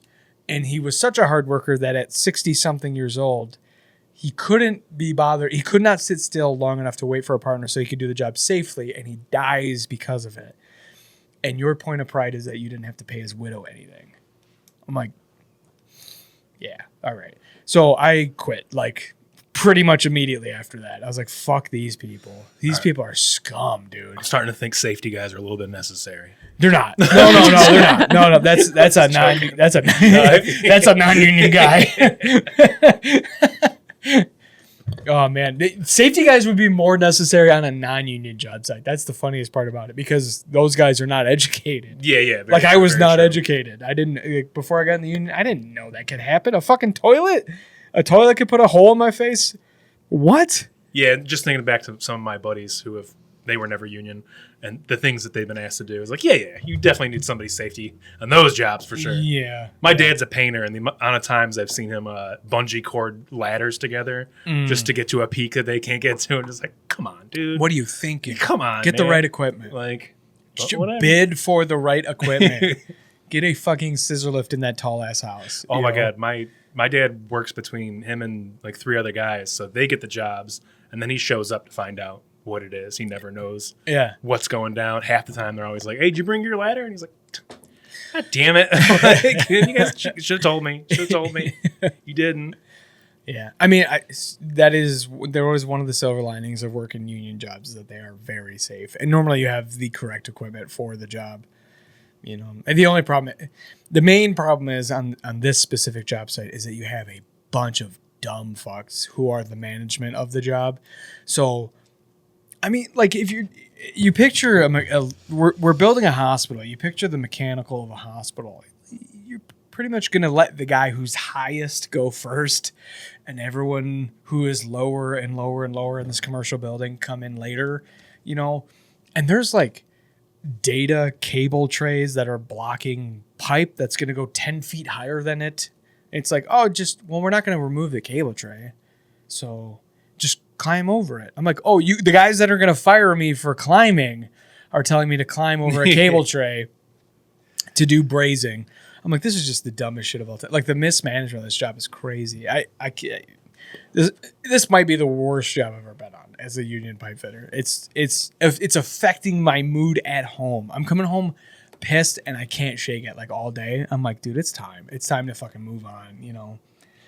Which I have like, I mean, I recognize that's like a privilege as like most people, if they get pissed off at work, you don't get to just go somewhere else with all new different bosses and customers and projects to do. But you know, I mean, that's the benefit. Spoiled.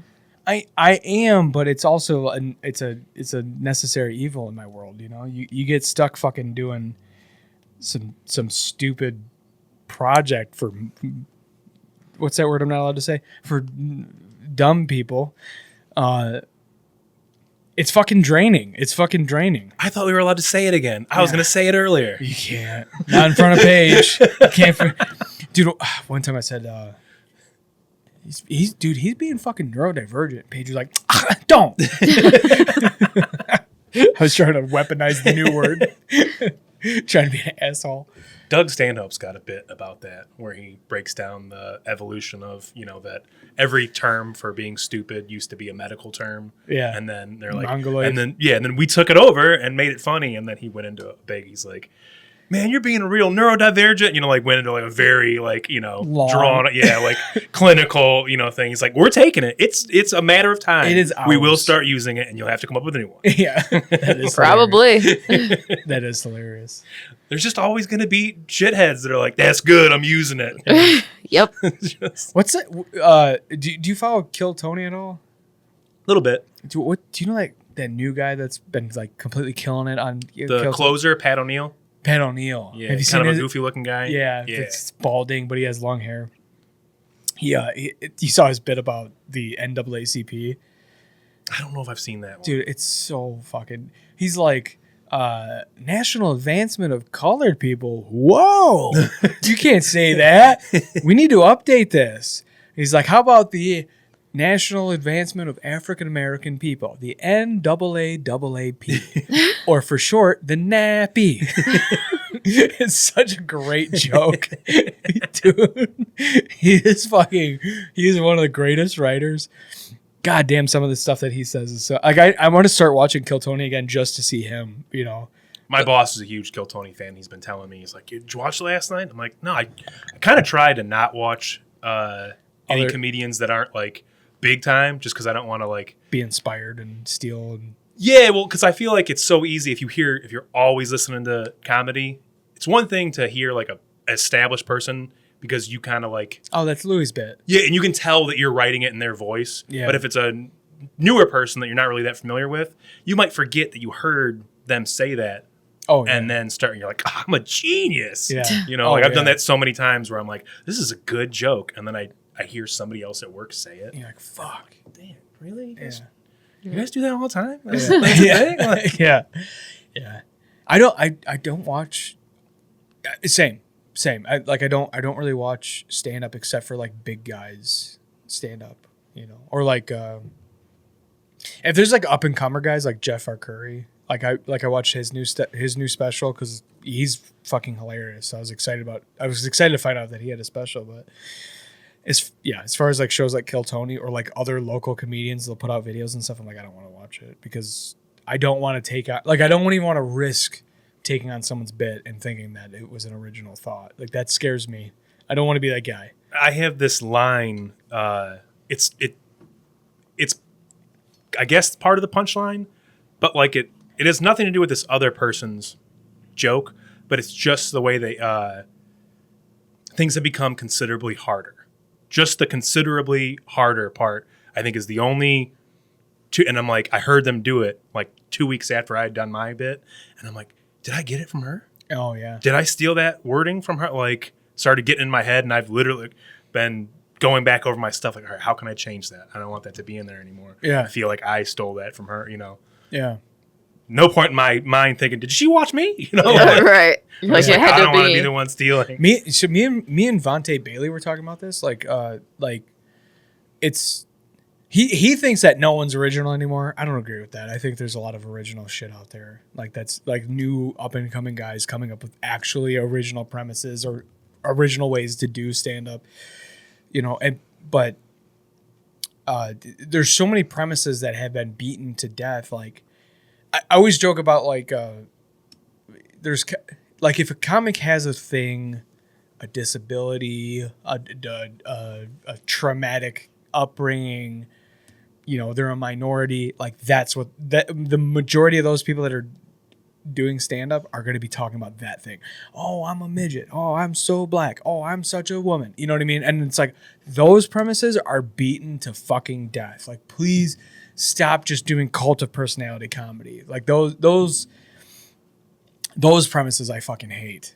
And then, and there's so much overlap from comic to comic. It's like, all right, if there's 5 midget comedians or whatever they're supposed It's to little be. people, dude. Yeah, exactly. I know. I knew there was gonna be something. I was waiting for her to be like, he fucking.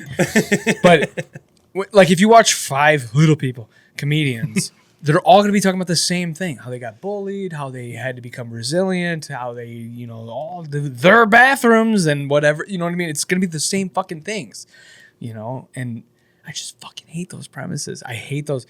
Anytime I go to a mic and there's a comic will go up there and be like, oh, dude, I'm such a slut. Oh, my fucking pussy. And you're like, oh, God, you're going to sit through this fucking bullshit for 5 minutes. Even then, the flip side is I hate when people are like, well, you're not allowed to talk about that because you don't have anything to do. I'm like, it's an observation. I'm not, Yeah. this is just an observation. This is something I see day to day. Like, I hate when old men just talk about their dicks the whole time. Yeah, that's the same thing. And that's like a big... The way you feel when an old guy is just like, my dick, my dick, my dick for 20 minutes, like that one Italian guy, is the way I feel when a girl goes up there and she's like, oh, dude, I'm such a slut. I was fucking this fucking guy. And you're like, cool, neat. That works in an office because it's edgy at an office. But this is a comedy club. Like, where's the fucking writing? Where's the craft? Where's the fucking pride in what you're writing? I don't want to just hear about like what a slut you are. That's not funny. That's assumed because you're a female. Come on, mate. Yeah. I want to hear something kidding. that somebody would come up to me and just say wild at work, like that I'm not expecting them to say, that's more the comedy I like. Dude, the funniest people I've ever known are not comedians. They're all fucking tradesmen. Some of the most insane shit ever said off the cuff is coming out of a tradesman's mouth. And they mean it. And they mean Yeah, it. it's They not- mean yeah, they're not it. It's like joking. actually how they feel. And you're like, holy shit. Oh, dude. Yeah. You're newer in comedy, right? Yeah. Yeah, I've only been doing it about a year and a half, and I only do like maybe once a week. And there's been like periods where I don't do it for like a month and a half, Yeah. I just got my first booked open mic this Monday. At And Max? Huh? At Max? No, it's at Supernatural Brewing in Livonia. Oh, right on. Yeah, Charles Other. Charles Hill, yeah, Yeah. it's his show. I haven't done stand-up in like 2.5 weeks. Like, just the way it worked out. They had a roast battle at Canton Brew Works, I think last Friday. Came out here for this, this Friday. So Did you do the roast? Were you part of Will's? No, I wasn't. Oh, you No, weren't. I wasn't part of Okay. it. So that's why I was like, I didn't do anything. Yeah. I haven't been on stage in forever, but whatever. Yeah. It's been a while for me too. I'm so busy that I'm like feeling affected by it. I'm like, dude, I don't have time for stand up. The last time I was on stage was at Mark Ridley's, and that was like fucking. That was a while ago. That was a while ago. It was like a month and a half ago. Yeah. And I'm like, I can feel it. Like like how I felt when I was going to the gym every day, and then I would skip a day, and I'm like, oh, I'm being a bitch today. Like I got an attitude. It's like, oh, I should have went to the gym. Like I stopped going to the gym because of the obsession with the podcast and the stand up. I have no fucking time. But not doing mics, I'm like, oh, it affects me. Like it affects me to not go on stage and work on this. I thought you were newer than that.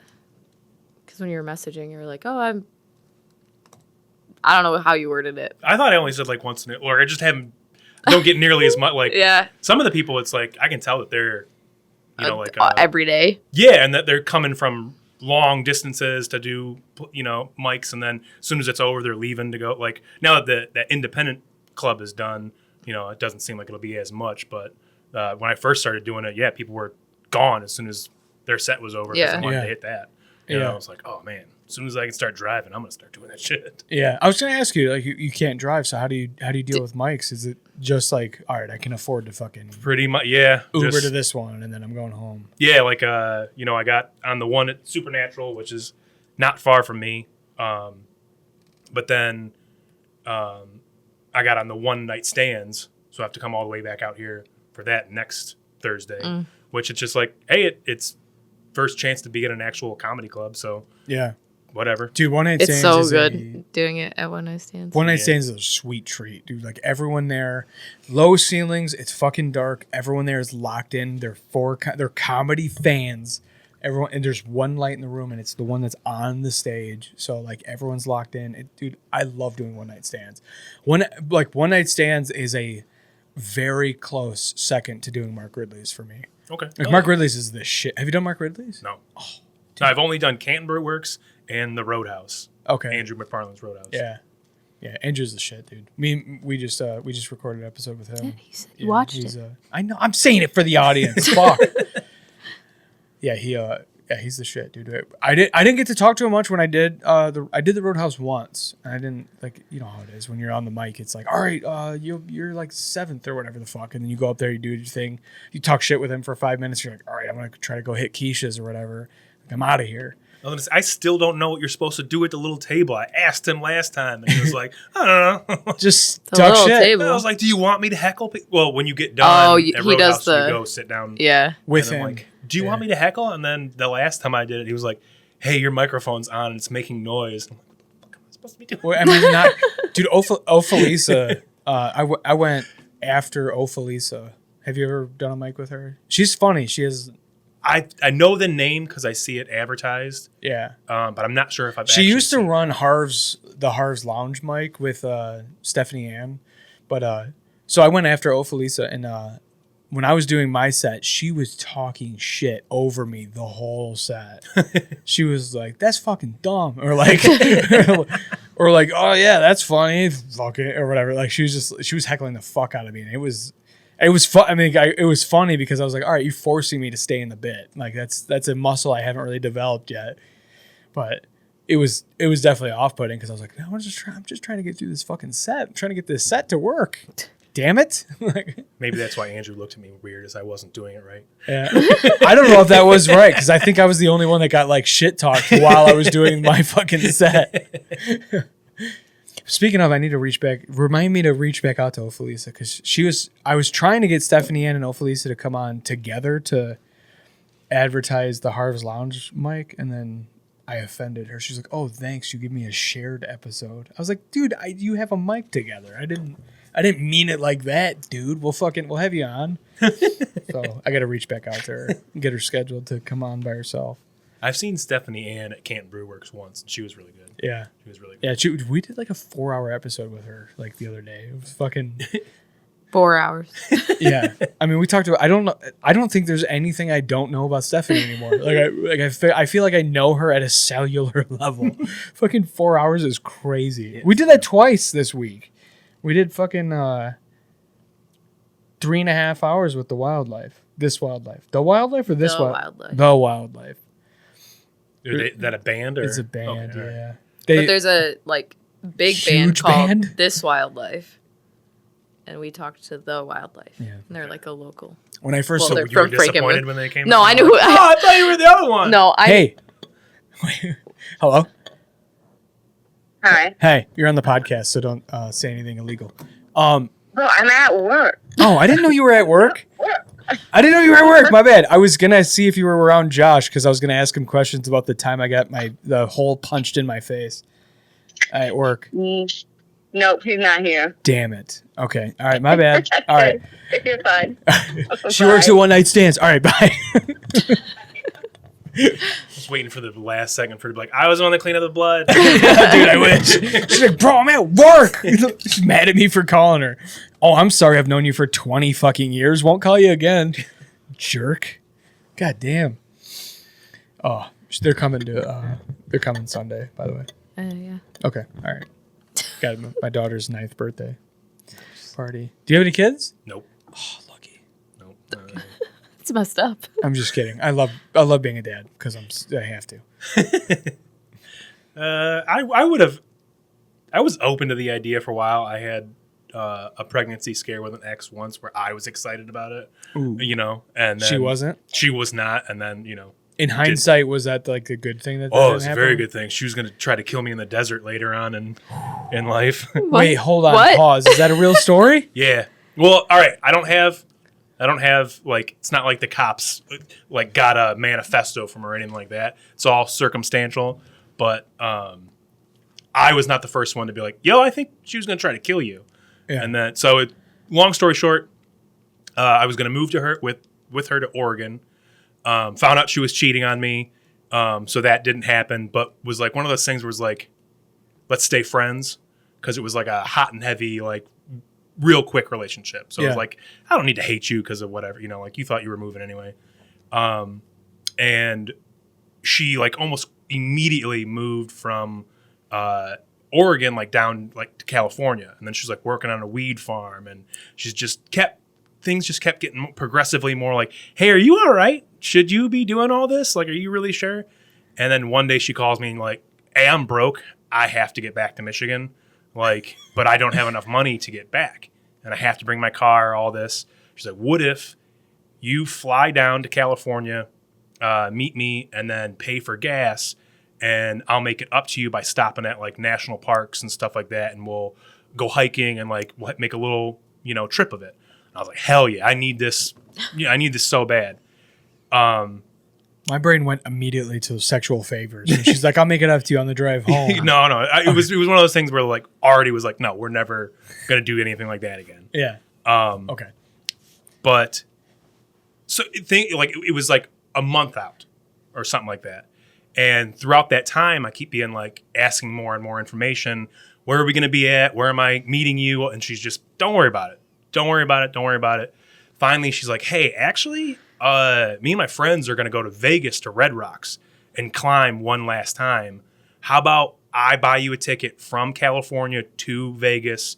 We pick you up from there, and then we go out in Red Rocks. You can watch my dog while I go rock climbing. And I'm like, still like, why not?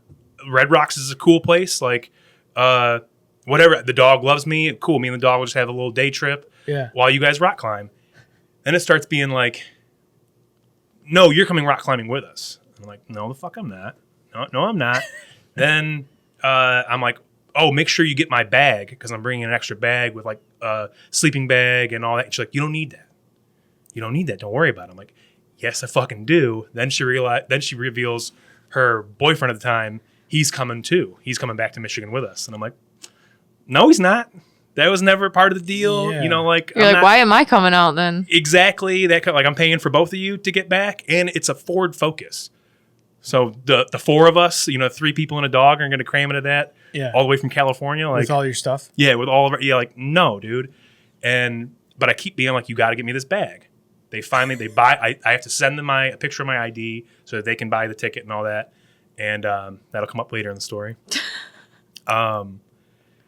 She sends me the ticket. I get the ticket information, no bag. And I'm like, dude, I already paid for the bag on my flight to California. Like, you have to do it. She just keeps being like, no. And sorry, I had left out the part that she was denying that this guy was her boyfriend the whole time, which didn't make sense. You don't have to lie to me. Yeah. Then she finally reveals that he is her boyfriend and that they're having problems. He's getting crazy. He found out that she was cheating on him with another guy. I need you to get out here faster. And I'm like, sorry, already booked the trip. I think that's when the Vegas thing came up. So then after a couple of days, all of a sudden they're fine. And now, now that's when she reveals that we're all going to drive out together. And I'm like, oh, this is getting way too crazy. Yeah. So finally, I'm on the phone with her, and she sounds fucked up. And I'm like, you have to book me the bag, or I'm not coming out. It's like 2 days away. She's like, quit being a pussy. Just get here. Everything will work out. You need to go with the flow. Just go with the flow, man. Go with the flow. She's not listening to me at all. Just keep saying go with the flow. So I finally was like, not going. Hang up the phone. Happened to have 2 days off from work in that period. And I remember me and my dad watching this Everest documentary. And they talk about rock climbing has a code that if anyone's ever in distress, you drop, doesn't matter what accomplishment you're about to reach, you have to drop it and go save that person. And then they go, but in modern day rock climbing, that is sadly not the thing. A lot of climbers choose their, Glory. their glory over saving somebody. And I looked at my dad and I said, that's exactly what she would do. That's the kind of person she is, blah, blah, blah. Next day I'm at work and my boss comes up to me. She's like, Griffin, did you file an unemployment claim on us? And I'm like, no, why? And she's like, I'm at work. And she had known all about this trip. I kept giving her up. And she'd be like, Griffin, so when are you going? I'm like, I don't know. Things are getting weird. So she's up to date on everything that's been happening.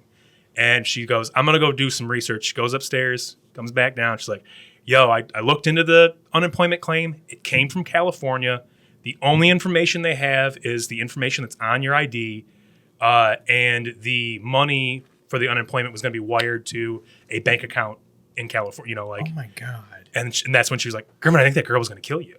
Yeah. And I'm just like, yeah, all she would have had to do is get me on the wall and then be like, hey, pull this cord next. And then, boop. Yeah. I drop off.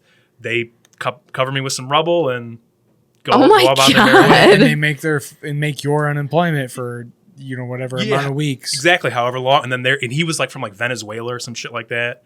So like, who knows if he was actually documented here? He could have been a ghost. Whoa. Then the very final thing was, you know how you can block someone on Facebook, but they'll still be on your Messenger? Mm-hmm. That happened, and I just happened to be going through it one night and saw her, and I clicked on it just being curious, like to see what the last thing we said. But I sent the big old thumbs up to her, and I was like, oh, shit. And immediately she responds back with, hey, how are you? And I just couldn't. I was like, hey, be honest. Were you going to try to kill me in the desert? And instead of being like, why the fuck would you ask me that? Why would you think that? She just starts going to, I'm helping homeless people. I'm doing this. Jesus I'm doing Christ. that. I'm a good person. But, and like, She So gonna she kill you. was. it was definitely gonna going kill you. to kill you Definitely. for $300 a week. And it's also one of the, like, it's one of those, like, you just had to be their thing, because when I knew that things were wrong, like, I wasn't, like, me and her didn't align, was we had this argument about, like, she was like, the body is just a vessel. Once you're dead, it doesn't matter what happens to your body. You can be ground up and thrown. It doesn't matter. Like she had no respect for a dead body. And I was like, Or other people. yeah. And I was like, that's just weird. Like, I get where you're coming from. Like, it's just like, but it was the way she went about it was like, you have no respect for death. Like, Yeah. you're just about yourself, like, yeah, I 100% think she was going to try to kill me. She was. Yeah, absolutely. She was 100% Holy trying to shit. kill me.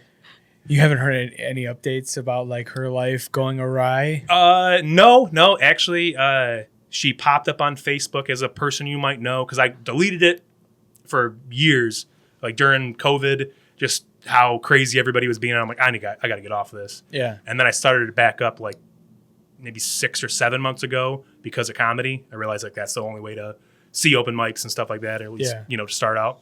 And she popped up as a person you may know, but with a different last name of somebody else we went to high school with. Oh, my God. And so, of course, I clicked on it just to see she's back in Michigan, has a kid now. And I'm like, that poor guy. He's getting, like... He's going to get murdered. Get murdered or something, he's get drawn into some type of plot. Like... Yeah, it feels like... God, it feels like she's... It feels like a Netflix documentary where it's like, oh, she manipulated this guy into a marriage with someone else's baby. Oh, that... And like, like I hate this bitch. I don't even know her at all. That could easily be a thing. 100%. Dude, you're making me feel better about my ex. I don't think she ever at least she was like straightforward about trying to kill me. When she chased me with a knife, it was just like direct. You know what I mean? Yeah. I would respect that more. Yeah. Don't be sneaky. Yeah. You know what I mean? Just come straight at me, dude. So what did you do about the unemployment? It just went away. Because they didn't, my boss just denied it, and which that may have ended up screwing me during COVID. Because then like all the restaurants were considered essential, Right. but they couldn't have you working full time, so they put everybody at a certain amount of hours. And then it was like, well, you're going to get this amount of money from unemployment that will supplement it, and I never got any of it. I got screwed during COVID. That sucks. Dude, I can't wait for another pandemic. I loved COVID. Yeah, I agree. I It was fucking awesome. loved it. I rode my Other than the mountain money, bike. but- Dude, all I did was ride my mountain bike with my kid every day. We just went to every trail in Michigan and just either disc golfed or rode mountain bikes. It was great. I loved it. I hope there's another one like tomorrow. Are you kidding me? Just having like You didn't have a job where you had to work virtually still. I had like 3 months of just no.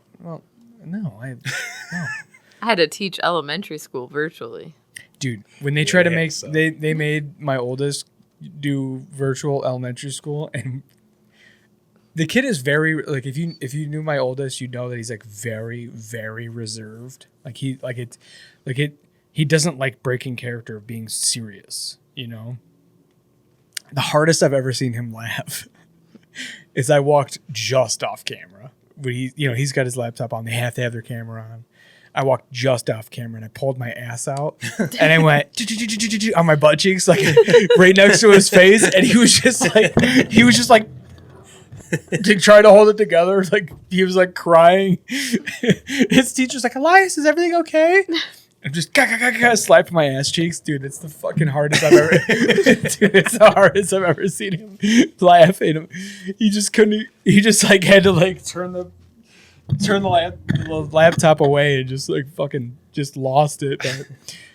But, Poor kid. that's so funny. That's the thing that I like.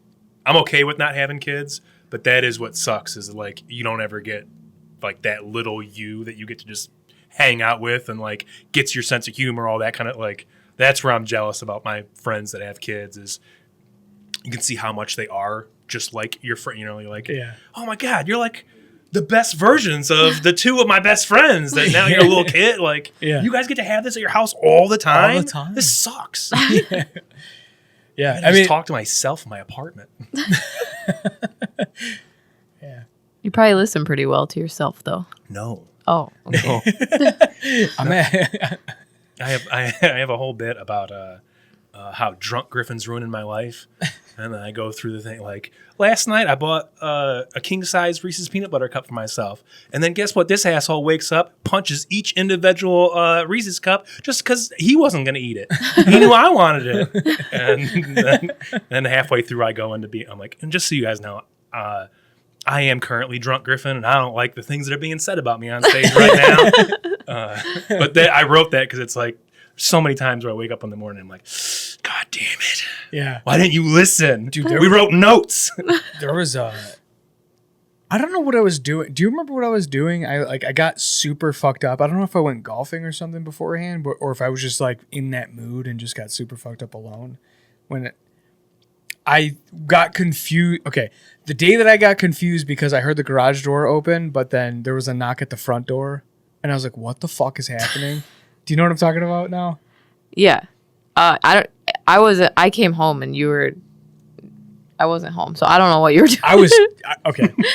Fair enough. I came home and you were just I was on cross-faded a as different fuck. I was world, on high a different and drunk planet. as fuck. And I was like ripping my pen and like drinking Fireball. And I don't remember I don't know if I went golfing or something beforehand that like got me started, but there was a knock at the front door and I was very confused because Paige always comes to the garage. I was like, what the fuck is she doing? You know, I was like, that's annoying, you know? I was sitting on the. Oh no. No, and I was like, knock at the front door. She's not there. I'm like, what the fuck is she doing? You know, and then like I hear the garage open. I'm like, yeah, go through the garage. That's what you always do, idiot. You know, and then so she comes in, and I was like, what were you doing? And she's like, what? And I'm like, what? what were you like? What were you trying to do just now? And she's like, what the fuck are you talking about? And I go and check the front door. My drunk ass forgot that I ordered a Blizzard on DoorDash. So I was like, oh, hell yeah, drunk me of 20 minutes ago. I just had a cup of creamer because I thought she was trying to come in, so I never opened the door. I was like, good job, fucking drunk Matt of 20 minutes ago. That was fucking hilarious. But she's like, I got her one. I got you one too. You did. Yeah.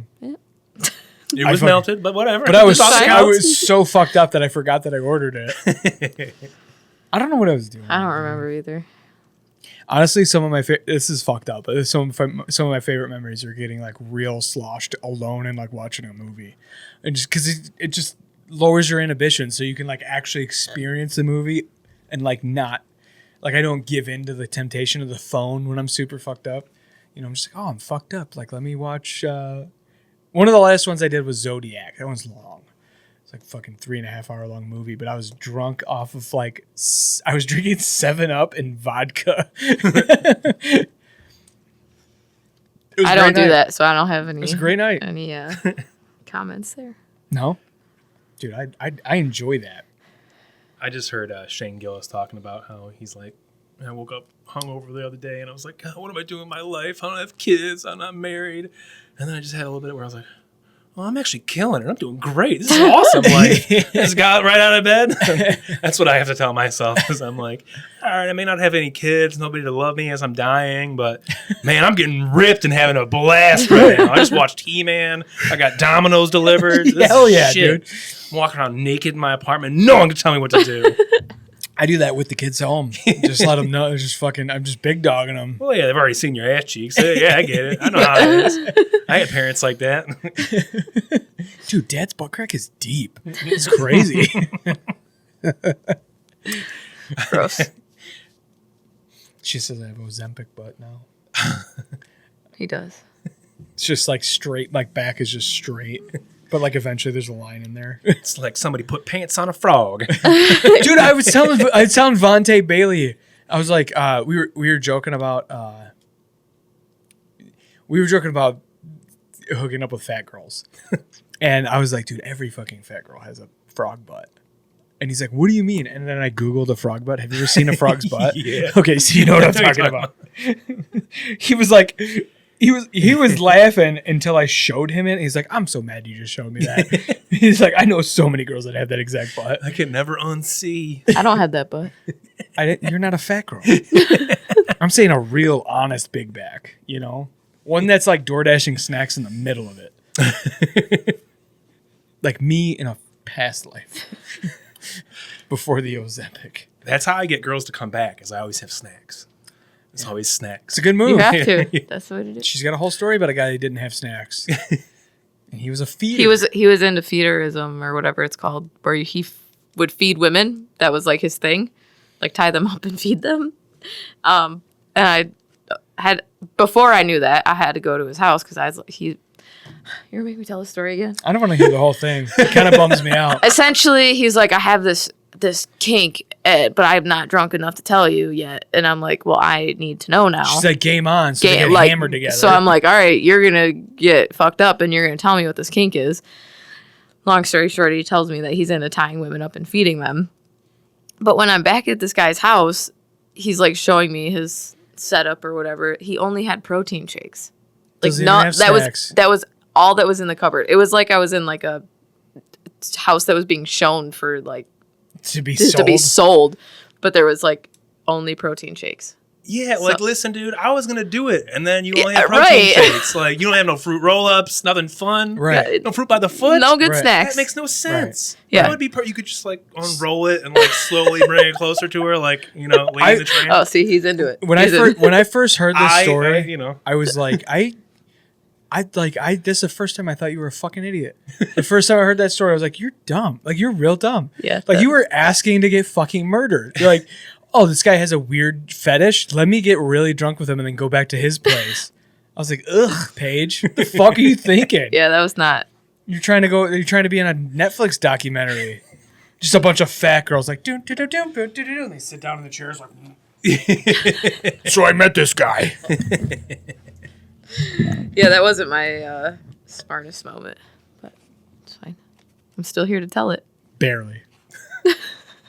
He's like, yeah, what I try to feed them is health foods. Yeah. I just tie them up and I feed them fucking kale and protein shakes.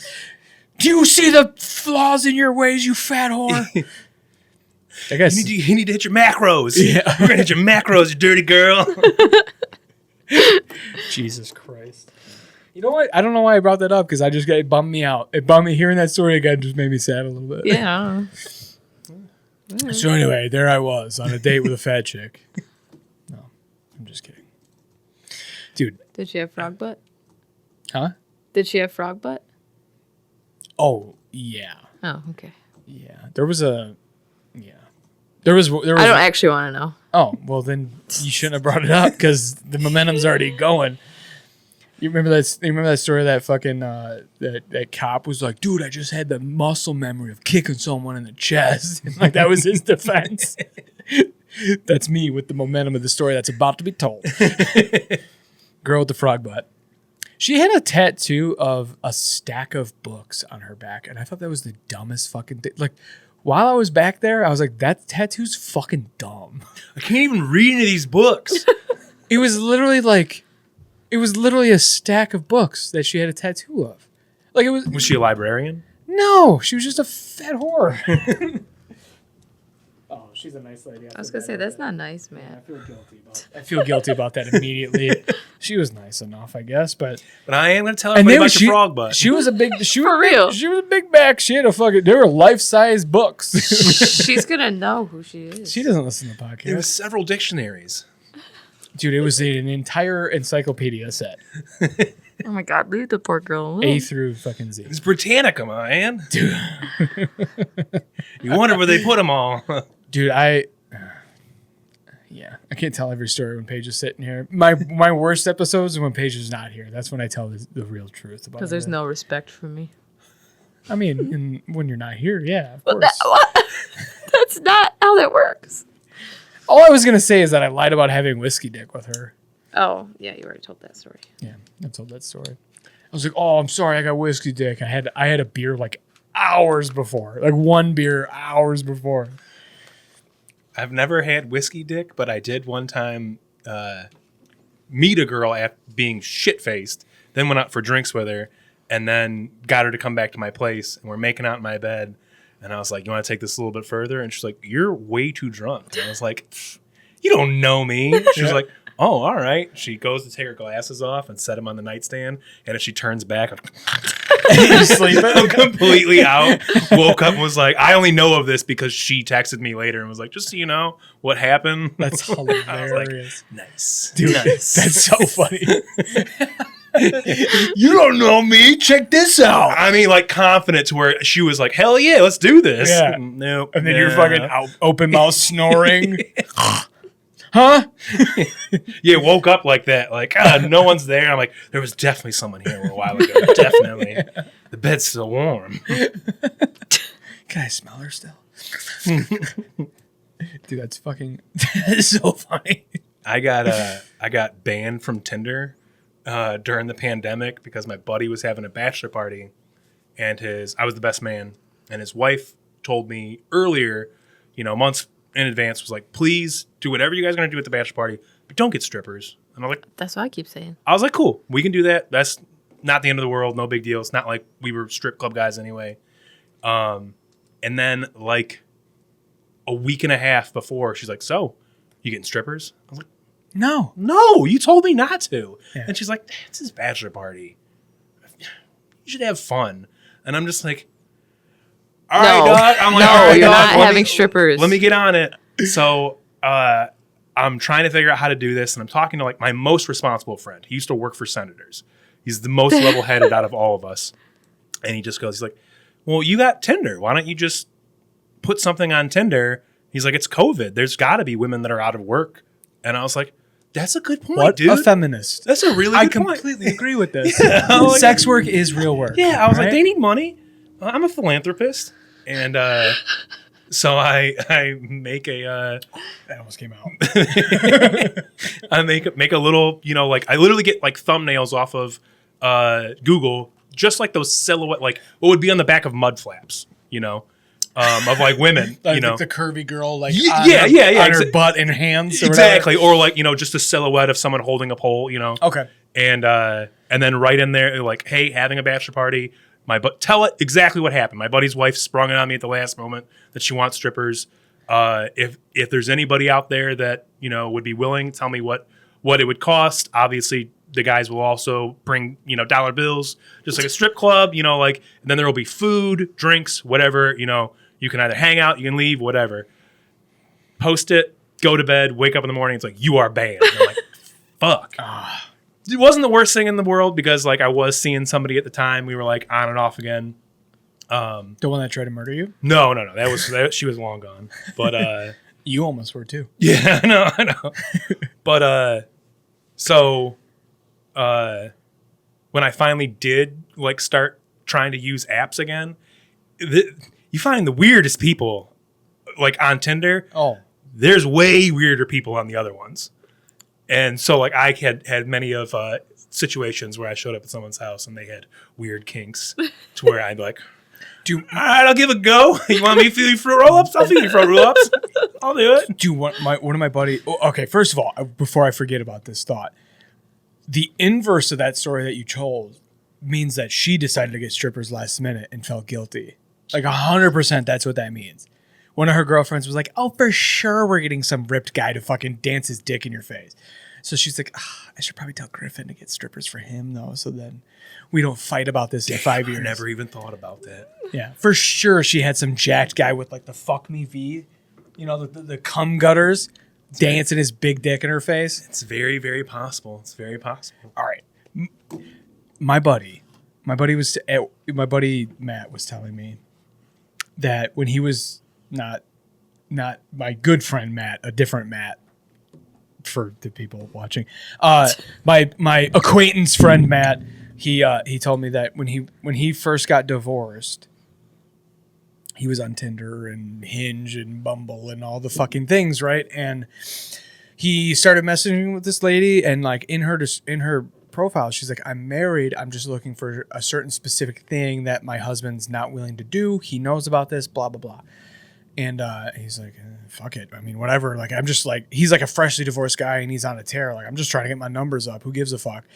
So he starts messaging her and he's like, well, it's what do you want? She's like, well, I don't want to tell you what I want, but I just need you to show up to this house at this time and it'll be very transactional. You show up, we do the thing, you leave, no emotions, no friendship, no texting to pregame this thing. It's just, are you going to show up and do this or not?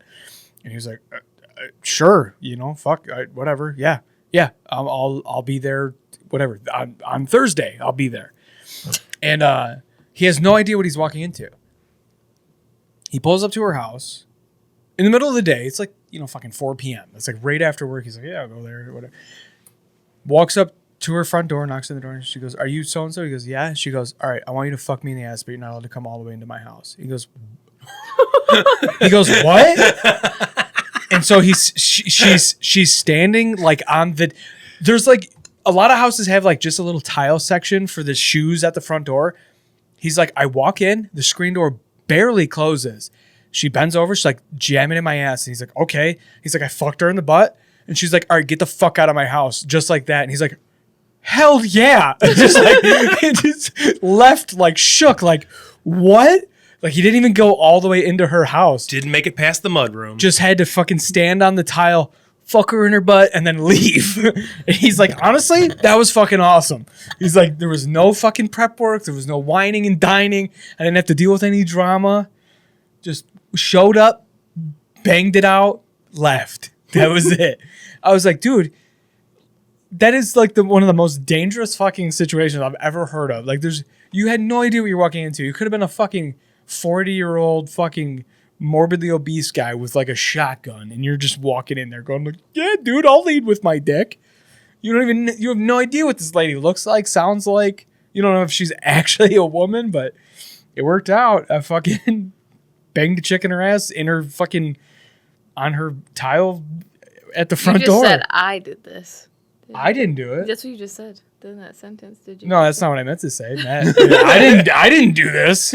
That's crazy. I would never fucking do that. No, he did that, and that's it. Oh man, there was another story that I was thinking of before you derailed me a little bit. Oh fuck. Sorry, I had to make it clear that it wasn't No, you. it wasn't me. No, that was no. I was thinking of. I guess I was thinking of his his point of view. That's the craziest shit of all time. Oh, the other story he told me. Because he's been I don't know if he's into it or what, but he has several stories about fucking some guy's wife, which I fucking hate as a guy who got cheated on. But he was telling me a story about how he was at a bar and he ate something there. Like he ate something fucked up there. Like I don't know, they had some kind of like weird thing on the menu. He's like, I gotta try that. But then it fucked his gut up. Like he had bubble guts and his stomach's making all kinds of weird noises and shit. But he's drinking, he's hanging out. It's still like a Friday night, and this chick starts talking to him. She's like, "Why don't you come back to my fucking house?" You know, and like everyone that was a regular at that bar kind of knew that like this chick was married, but like her husband and her kind of had an agreement like she can sleep around, but she can't do it in the house. So she convinces him, like, you come back to my place. I have like a garage with like a hangout area in the garage, so we can go fuck in the garage and then you leave, but you just can't pull up in your car. You can't be loud because my husband's home and he's sleeping and like whatever. So he's like, all right, like I guess I'll like park down the street and I'll walk up your driveway and then we'll go into the garage and we'll fuck or whatever. And she's like, perfect. So he parks and he's got bubble guts and he's like, dude, I have to take a shit. Like I don't know what the fuck he ate. It was like spring rolls at like a fucking Irish tavern. You know what I mean? Like something that didn't make sense to eat there. Corned beef egg rolls, something stupid. Something fucking, some bullshit that messed his stomach up. So he parks down the street, he walks up the driveway and he's like, he tells the girl like, dude, I have to take a shit. I'm going to shit. And she's like, you can't go in my house. Like this is part of the agreement. Like you can't go in the house. My husband is only okay with this if it doesn't happen in the house. He can't see you. He can't hear you. You cannot go into our house. The only place that we're allowed to do this is out here in the garage. And he's like, okay, all right, let's just do this. Let's do this. So there's like a flannel, like plaid or like a plaid pattern, fucking shitty, gross old couch in their garage. And she just kind of lays over the arm of it and they start fucking, and he says like in the middle of them fucking, he's like looking because he's just got his jeans and his underwear like down around his knees, and he's just like fucking her from behind, and he looks down, and he's like, dude, there's shit in my underwear. Like he had shit his underwear, and I was like, oh, as he's telling me the story, I was like, dude, what? I was like, what did you do? Like just stop? You're like, I gotta fucking leave. He's like, well, no, I finished, but I should have stopped and left. He's like, I couldn't. He's like, we fucked for like an hour because I couldn't come because I'm like looking down and there's just my underwear with shit in it. Like there's just greasy shit in my underwear. And every time she goes away from me, shit. I'm like, this poor woman can just smell shit and is like, God, I told my husband to clean the garage before we get out here. God damn it. Dude, he's a fucking animal. Oh. Gross. Yeah, these are the stories that get told at work. I one time matched with a lady that didn't have any, like, it was just like a very small bio and like just kind of like headshots. And like, hey, can I come over? I was like, yeah, sure. You know, I live above a bar. So it's like, I don't know, people for whatever reason seem way more like confident coming over because it's like, all right, it's in a public place, basically. Yeah. You know, whenever I tell someone that, it's almost immediate. Like, can I come over? I'm like, all right, yeah, whatever. And this woman showed up at my door, and she's about 6'4", about 240 pounds, like a linebacker. And I'm just like, "Hi, hello, yeah, hello. Uppy. would you like to come in?" And then she just kind of smelled like BO, and I was like, but she's a very nice lady and very funny, and I was just kind of like, "Hey, I have this kink where I like to wash people. Can I wash you in the shower?" So I got her in the shower and I'm just like making sure to really hit all the right places. Yeah. And then we got out of the shower and I was like, you still kind of smell funny. No way. Still after the shower? Still kind of smell Oh, funny. she ate like garlic that day or something. Something, yeah, I don't know, something. I wasn't gonna be like, you smell weird. Get out of my apartment. Yeah. So I feel like it was implied yeah, no, by taking it to the shower, you know? No, I'm very smooth. I'm not. Everything I do and say is very on the nose. I have no poker face, dude. I would have been like, yuck. I got Ladies Dove from my ex in the bathroom. You want to fucking? Or I got Teen Spirit in the bathroom. Fucking go put that shit on, dude. Yikes. Yeah. I'm also a really big smell person. Like I couldn't handle BO, dude. I just Okay, drank I would- more beer. I and wouldn't was be able like, to get past it. I'll be all right. Also, tall chicks, not it. Taking a fucking heel to How the, tall to are the you? forehead. Only like 5'8", 5'9". Yeah, so it was quite the height difference. Yeah. Dude, taking a heel to the fucking forehead, not it. No, I need a short girl. Good thing you got one. I do. I do. I don't really care, and I would. Smell is a big thing for me, but I would way rather just take the hit than be the person that's like, "Hey, you kind of gross. Get out of my apartment." Yeah, I can't mean, do it. I wouldn't ever can't make do them it. feel bad about it. Yeah. Like I wouldn't. Okay, so like I said, like I'm very on the nose about like what I say, but I wouldn't be like, dude, you fucking stink.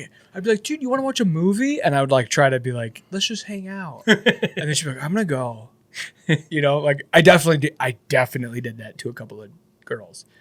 Where I was like, once we met, I was like, oh, we don't jive at all. And then I just like bored them out of my, I was a complete bore until they left.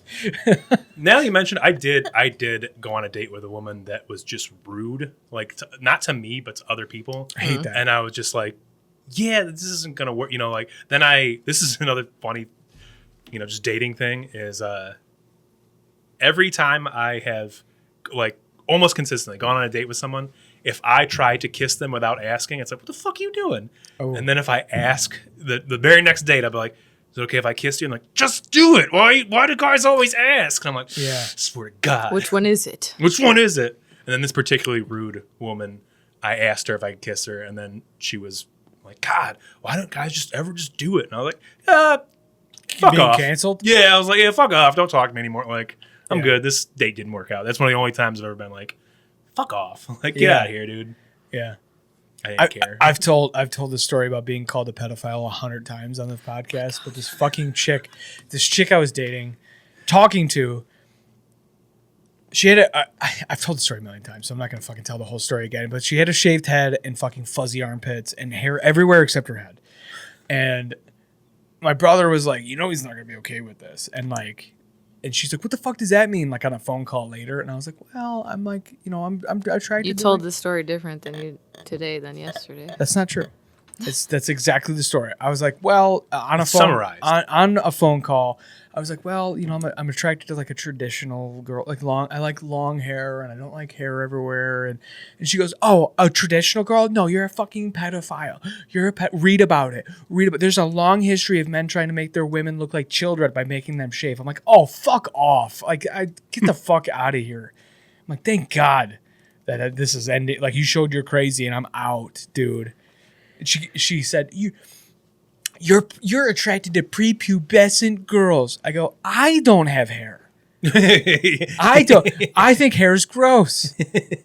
I'm a fucking pedophile because I want you to have not like a full fur diaper. She had a happy trail that was thicker than my hair. It was like, you couldn't brush it.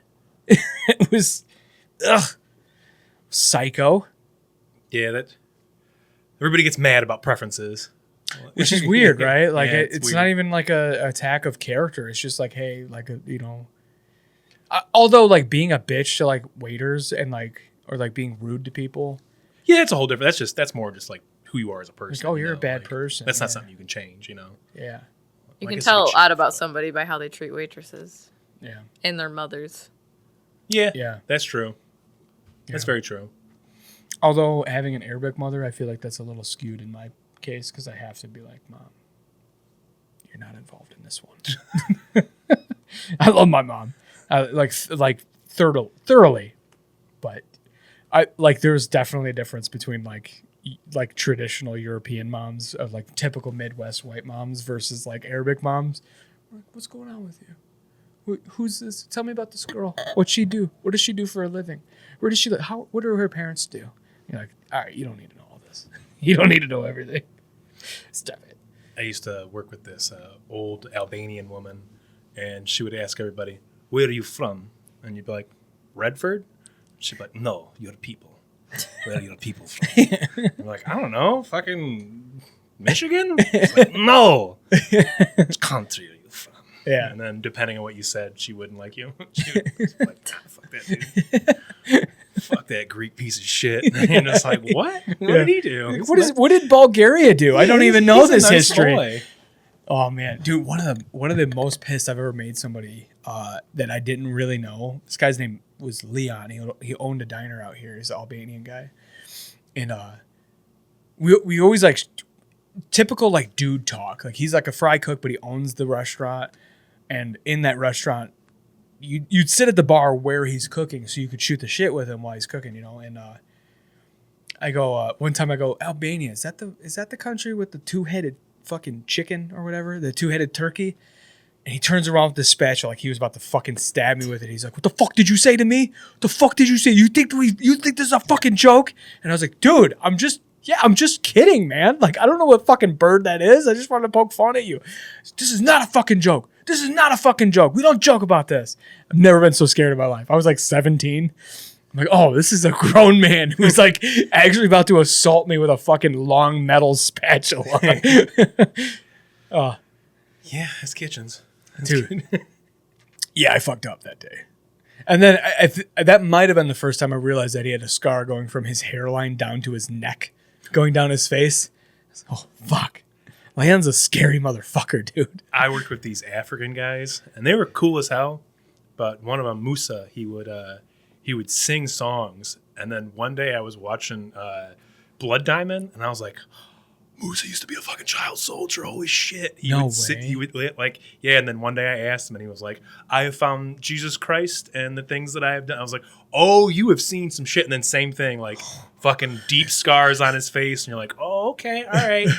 Oh, okay. You lived a life." They all spoke like 12 languages. It was wild. Yeah. They would laugh at me that I only spoke English. What a completely different life, right? Mm-hmm. It's crazy. Wild. Did you watch like Vice like 10 years ago, 15 years ago, like when Vice was really popping? Like Talking about Liberia? the general butt naked? Yeah. What? Yeah. You found God, so being a war criminal's fine? Yeah, and that you can just, you know what people taste like, and you got a guy arrested. Remember that part? Yeah. Oh. Where he's talking about like, yeah, I was walking through the market, got some shish kebabs. This dude's selling people. I know what people taste like. Yeah, it's what. And then the cops like, oh yeah, he does know what people taste like. Get him. It's what we should watch that fucking documentary. It's like it might be like a 40-minute documentary about this guy named General Butt Naked. They call him that because every time he would lead his fucking company into war, he would get naked and run into war ready to fucking die.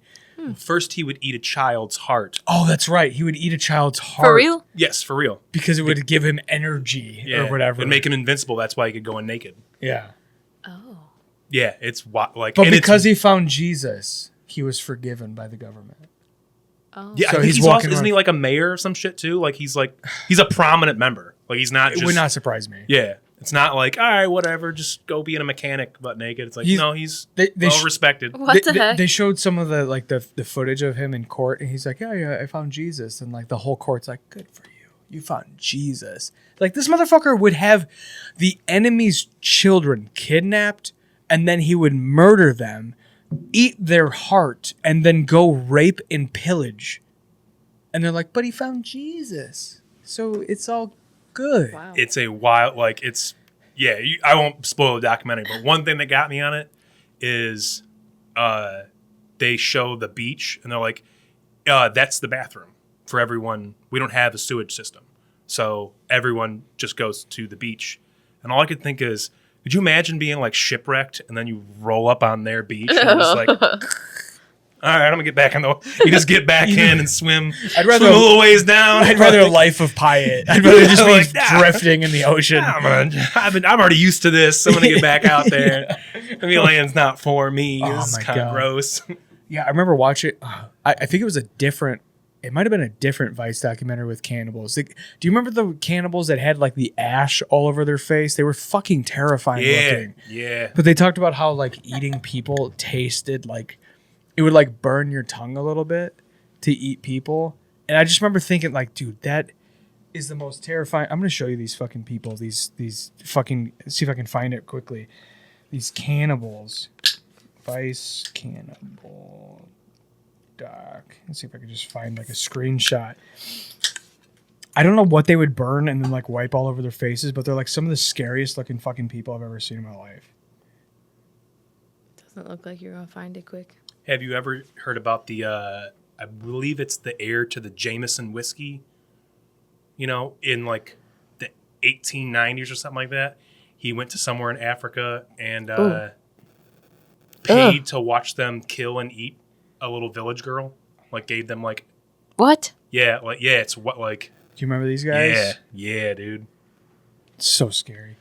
Paid to eat a village. He didn't do it. He just paid to watch. He was like, I heard you guys are cannibals. Do it. And they're like, all right, well, it's going to be like 40 napkins and a handkerchief. And he was like, done. And then they went and got somebody and he writes all about it, draws it, you know, like he just looked at it as like a science experiment. Jesus Christ. Oh And my then god. Jameson is like, that didn't happen. Like, just take another shot, bro. Yeah. Shut up. Yeah. It's wild. Like, Seems like we can't drink Jameson anymore. Well, I named my son after it, so come on. I named my kid after Jameson. That's a bummer to find out. Dude, do you remember the story of the Remington heir? The woman, the widow of the Remington? Oh, the crazy Winchester. Oh, was it It's the Winchester? Winchester Where she's house. like Oh, yeah. She kept building the house and building it because the spirits would tell it. Like, she was trying to trick them. Yeah. That they couldn't, if she built staircases that went to nowhere, they would get lost. Yeah. And all that shit, yeah. This woman spent like a massive amount of the fortune that she inherited from her dead husband just remodeling her house for the rest of her life. Like 100-room house. Staircases that went nowhere, fucking tunnels, doorways. Doors that go to sheer drops. Doors that go to sheer kill drops. you. Yeah. Like, if you walk through them. And it was all because she was trying to trick the spirits of the people that were murdered by her husband's weapons that were coming to haunt her. Oh. She was trying to trick them. Do you know about the Nobel Peace Prize? Is that well, I think I do, but I don't want to just guess and fuck it up. It's Nobel. He invented dynamite. Oh, that's right. And one day they mistakenly printed a obituary about his death, and that was the first time they ever used the words "merchant of death." And he was like, This is what "That's my what I'm legacy. gonna be. That's what I'll be remembered for."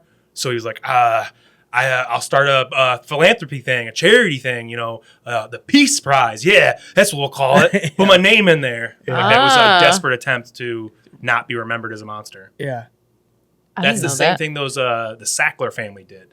The ones that just got busted for all the opioid epidemic and everything. They had their names plastered over all of these hospitals and shit like that. And they just recently started taking it all down because I don't know if they got convicted or what, but it's widely known that like they orchestrated the opioid. They were the ones epidemic. that were paying people to say, "Oh, there's no addictive, yeah. there's no addictive properties to Yeah, this yeah. at all. It's oxycodone is just it's completely consequence free. It's it's just a perfect fucking medicine." And then you create a pill mill epidemic of people just fucking dying. Dude, they what was that pill mill documentary? Did you happen to see that one too? Where they were like these felons opened up pill mills and hired doctors off of Craigslist to run their pill mills for them. I don't know if I've seen that one. I saw the one on Netflix where it's based upon the dad who was a small town doctor and his son died, and then he was like, "Yeah, what the fuck?" He was prescribed all this shit. I don't know that one. I've seen. I want to say that one's just called like The Pharmacist, but it's all about this small town doctor whose son ODs but had a prescription for everything, and then started doing the research and was like, "Yo, This is not what you sold it as." yeah." He was one of the first people to, and I believe he on record would never prescribe it because he's like, "That's crazy. I tell him to take aspirin. You know what I Yeah. mean? Like, it's not that big a deal. You know, Right. you just had surgery. Like, just it'll be fine. Yeah. You don't need Yeah. to take this shit. You know. Right. And this is not a consequence free fucking thing. Mm-hmm. That's what me and my buddy Matt talked about is the way that I remembered the beginning of his addiction is he got in a fist fight with his girlfriend's ex-boyfriend. We were like 20, maybe 19 or something. You know, just like childish fucking drama. But in that fight, he broke his wrist. And I don't know if he had to have surgery or not, but I think he was prescribed like Vicodins for the pain of it. And right around that time, his brother committed suicide. And then he was like in the throes of a heroin addiction. And if I remember, me and Matt did an episode, and I think he clarified like it wasn't exactly that linear. I think it was like it was a combination of like him grieving, but also he just really loved opiates when he tried them for the first time. So it wasn't exactly like, oh dude, they gave me it and the rails were off. It was just like, dude, I tried those and I fucking loved it, and it just kind of stuck with me, and I just found a drug that I really loved. But he was eating like $400 a day worth of Vicodin, and it wasn't sustainable. He was stealing and all this crazy shit to be able to support his habit, and he was like, oh, I can't continue to afford this. So then he's like, well, heroin's way cheaper than buying Vicodins, and then the rails were off, and he was snorting heroin for years, and just, it was fucking horrific to see him go through it, because he just became this shell of who he used to be. And when you watch these documentaries and you realize like, oh, this whole thing was orchestrated so some company made a profit, like, dude, it makes you want to go to war. Mm-hmm. It makes you want to fucking go, like, you start understanding like Luigi's existing, like these fucking scumbags. I remember when fentanyl first popped up, and it was when I was in high school. We had like, I want to say like 6 or 7 kids my age, like 16, 17-year-olds, OD in like a month's time. And it was all from this neighborhood right about Grand River and Middle Belt. That was where it was all coming from. And even then I remember being like, how is that coming from that area? It's the suburbs. It's literally, Farmington Hills. Like, how did this drug that can kill you the one time you do it make it there? Right. It had to have been, somebody had to have given it to it. You know what I mean? Like, what's the craziest thing I had ever heard from Matt, who I keep pointing there because he was sitting there the one time. He's always the craziest thing I ever heard from Matt is that you would think you don't want to kill your customer, but he's like, no, dude, drug addicts hear that somebody died from their shit, they seek that out. They'll go, oh, he's got good shit then. So like some fucking suburban kid takes fentanyl on accident and dies. The drug addicts who are going to really be lining that drug dealer's pockets are like, dude, give me fucking his stuff. His stuff's good. Yeah, I know how to do it. I won't die. Exactly. I'll be fine. And he's like, dude, they profit big time off of deaths because, you create a fucking demand for your shit by killing somebody. It's fucking infuriating. It's crazy, this shit that... It's such a like, I don't know. I never had any kind of addiction like that. Like my addictions were like cigarettes at one point, and then food later on in my life. But it's such a fucking wild life. I just can't imagine being in the throes of that addiction, and you're like, dude, it's a fucking toss up every time. I almost got bitten by Xanax. That was another one that destroyed people my age, like that I went to high school with. It was. Kids were taking 5 or 6 bars at a time when like crazy. Yeah, that's a high dosage, just one of them, Yeah.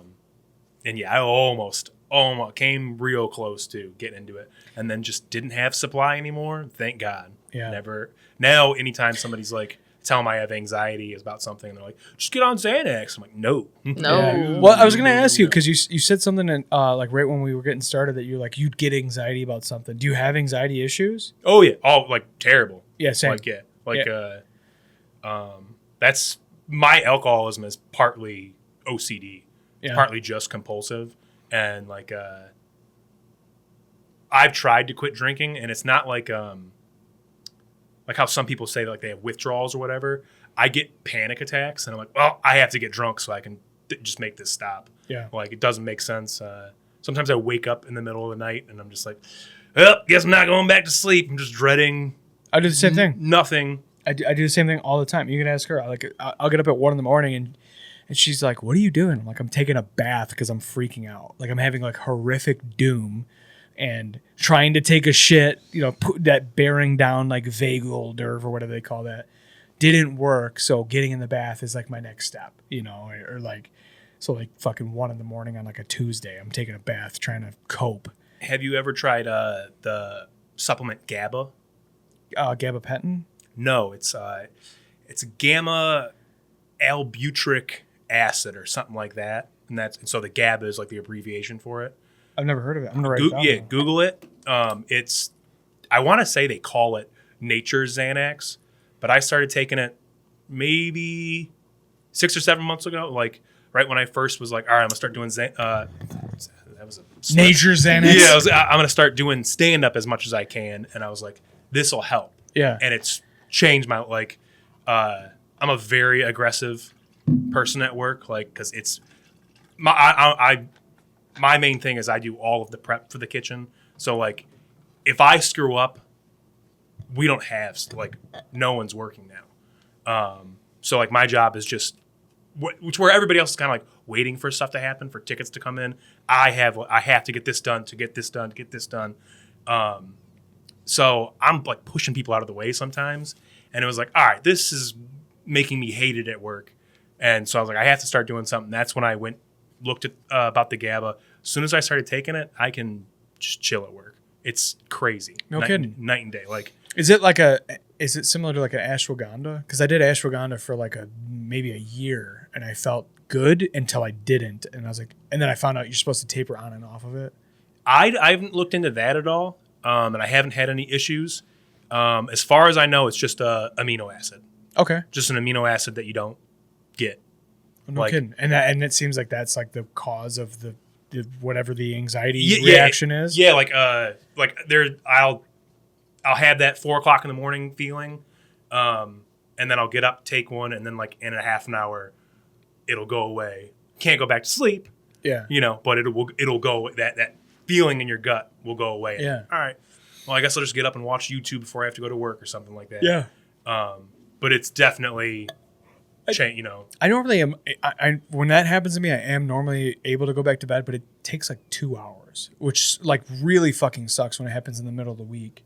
Like I'll pop awake at 2 a.m. and I get up at between 4 and 5:30, depending on who you ask. You don't actually get up until 5:30. Well, I'm supposed to be up at like 4 o'clock, but I snooze. But like I get up at 1, 2 in the morning, fucking panicking, having horrific doom, and I'm like, oh, I'm absolutely dead. I've had this sensation a million times. I'm absolutely dying this time. It's never happened before, but it's real this time. Oh, it's a heart attack or it's an asthma attack or whatever. And it's like, oh, I'm gonna go. And then I go and I sit down and I try to like taking a shit for some reason. I think it's that bearing down sensation, like whatever triggers something in your mind that is calming. And if that doesn't work, like I said, then I'm moving on to like either a breathing treatment or I'll move on to like taking a bath or taking a shower. And sometimes that's enough. Sometimes it's not. Sometimes I'll get in bed and I just stare at the fucking ceiling for hours because if I open up my phone, it's gonna wake her up because it's gonna light up the whole room, And dude, I've had fucking horrific anxiety my whole life, like when I was on the ashwagandha, I was fine, but I felt like I had no emotion. Like she was actually making comments about it when we first started dating. She's like, ever since you started taking that ashwagandha, you're just like nothing. Like there's nothing there. Like there's no reaction. There's no resistance to anything. There's no hard opinions. You have no feelings about anything. Maybe you should start taking it again. You son of a bitch. So can you grab me a pop, you fucking jerk? But in all reality, like she did make a comment. She was like, you just have no personality anymore. You have no thoughts. You have no feelings. You're just like awake, but there's nothing else beyond that. And I was on a stack of supplements. I was taking like a 5-HTP, which is like a serotonin precursor. I was taking ashwagandha. I was taking like an omega-3 and whatever, like all like this huge stack of vitamins because I was trying to get healthy. And they were spread out over like a 12-hour period that I was supposed to be taking them, and I forgot all of them one day. And this is what got me to stop taking them all.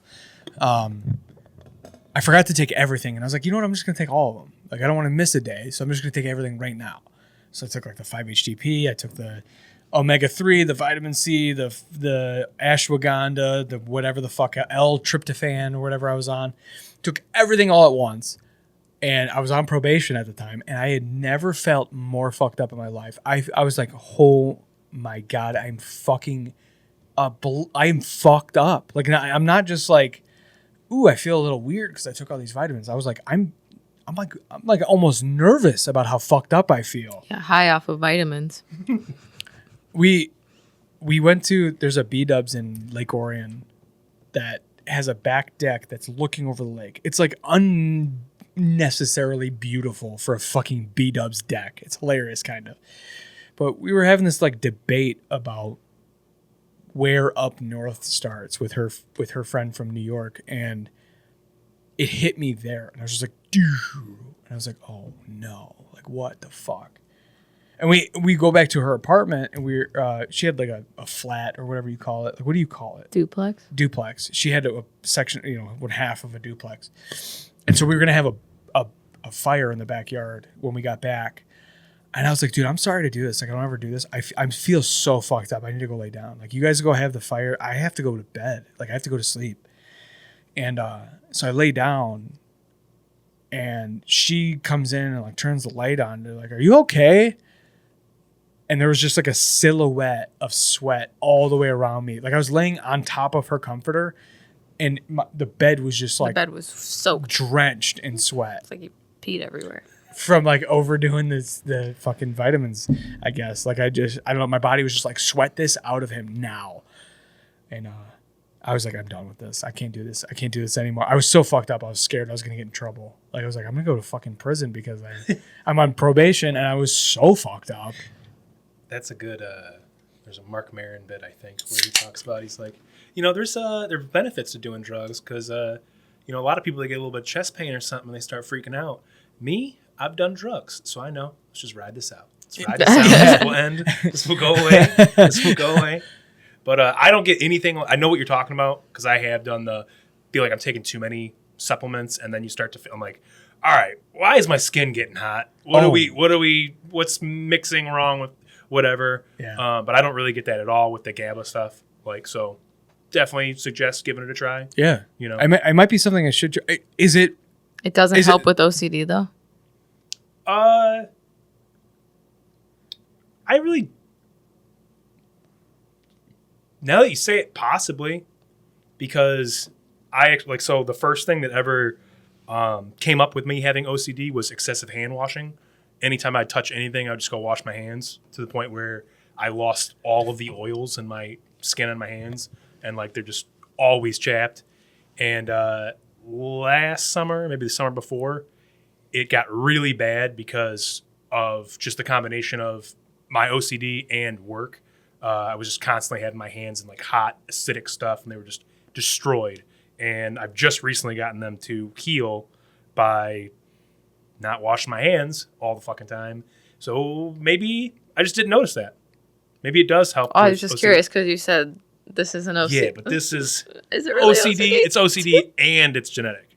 I have the genetic predisposition, but it's also compulsive. Like that's what makes it so hard to stop. Is that it's mental and physical. Yeah. Is it like this is a comfort for you having like oh I have my drink. I know I can get myself calm if I have my drink. Is that what you're saying? Or no, I don't know. No, it's like the second that I can have a beer, I'll have one, and then once it's gone, drink another. Like I'd be drinking them way faster if we weren't doing a podcast. Really? Yeah, like it's And it like that's where I link the compulsivity to it is like I can't even mentally like I can identify like all right, drinking way too fast right now, but can't stop myself. The second it's done, it's like sometimes I'm already cracking another beer. Like I'm like chain smoking. Like I'm just getting this one ready. Yeah. For when this one's going. Huh. Like How long has that been going on? 18 years. Oh, really? Yeah. Forever. I don't know. Yeah. How long? Have you had So any it wasn't a joke when you were like, "Oh, I'm an alcoholic." Or No, it was not a joke at all. No, fuck no. Yeah. No, I don't joke about stuff like that. When I said I'm bringing a backpack full of beers, I brought a backpack. Full Yeah, I of saw. beers. Yeah. Yeah. When Have you had guys it- said no, we don't want one, I said good. Have you had any issues from drinking this much? I mean, And like medically, yeah. not that I know of. Yeah. I mean, it'll kill me one day. I mean, if you're going back to back, like, what are you drinking what are you drinking a day? Like 30 rack a day or more? If I'm not working, yeah, I can crush 30. Like Yeah. I'll do. So you don't drink at work? No. That's good. No, yeah, I can. Well, I mean, there's been many a days where I've shown up after doing comedy all night, and I'll get riled up, so then I'm drinking at home till 4:00 in the morning, and then I go to work still. Like everybody knows when Griffin's had a late night because I'm way more talking shit and Yeah. making fun of people, and Yeah. don't care if something gets screwed up to where I'm serious when I'm completely sober. Like. Yeah. Yeah.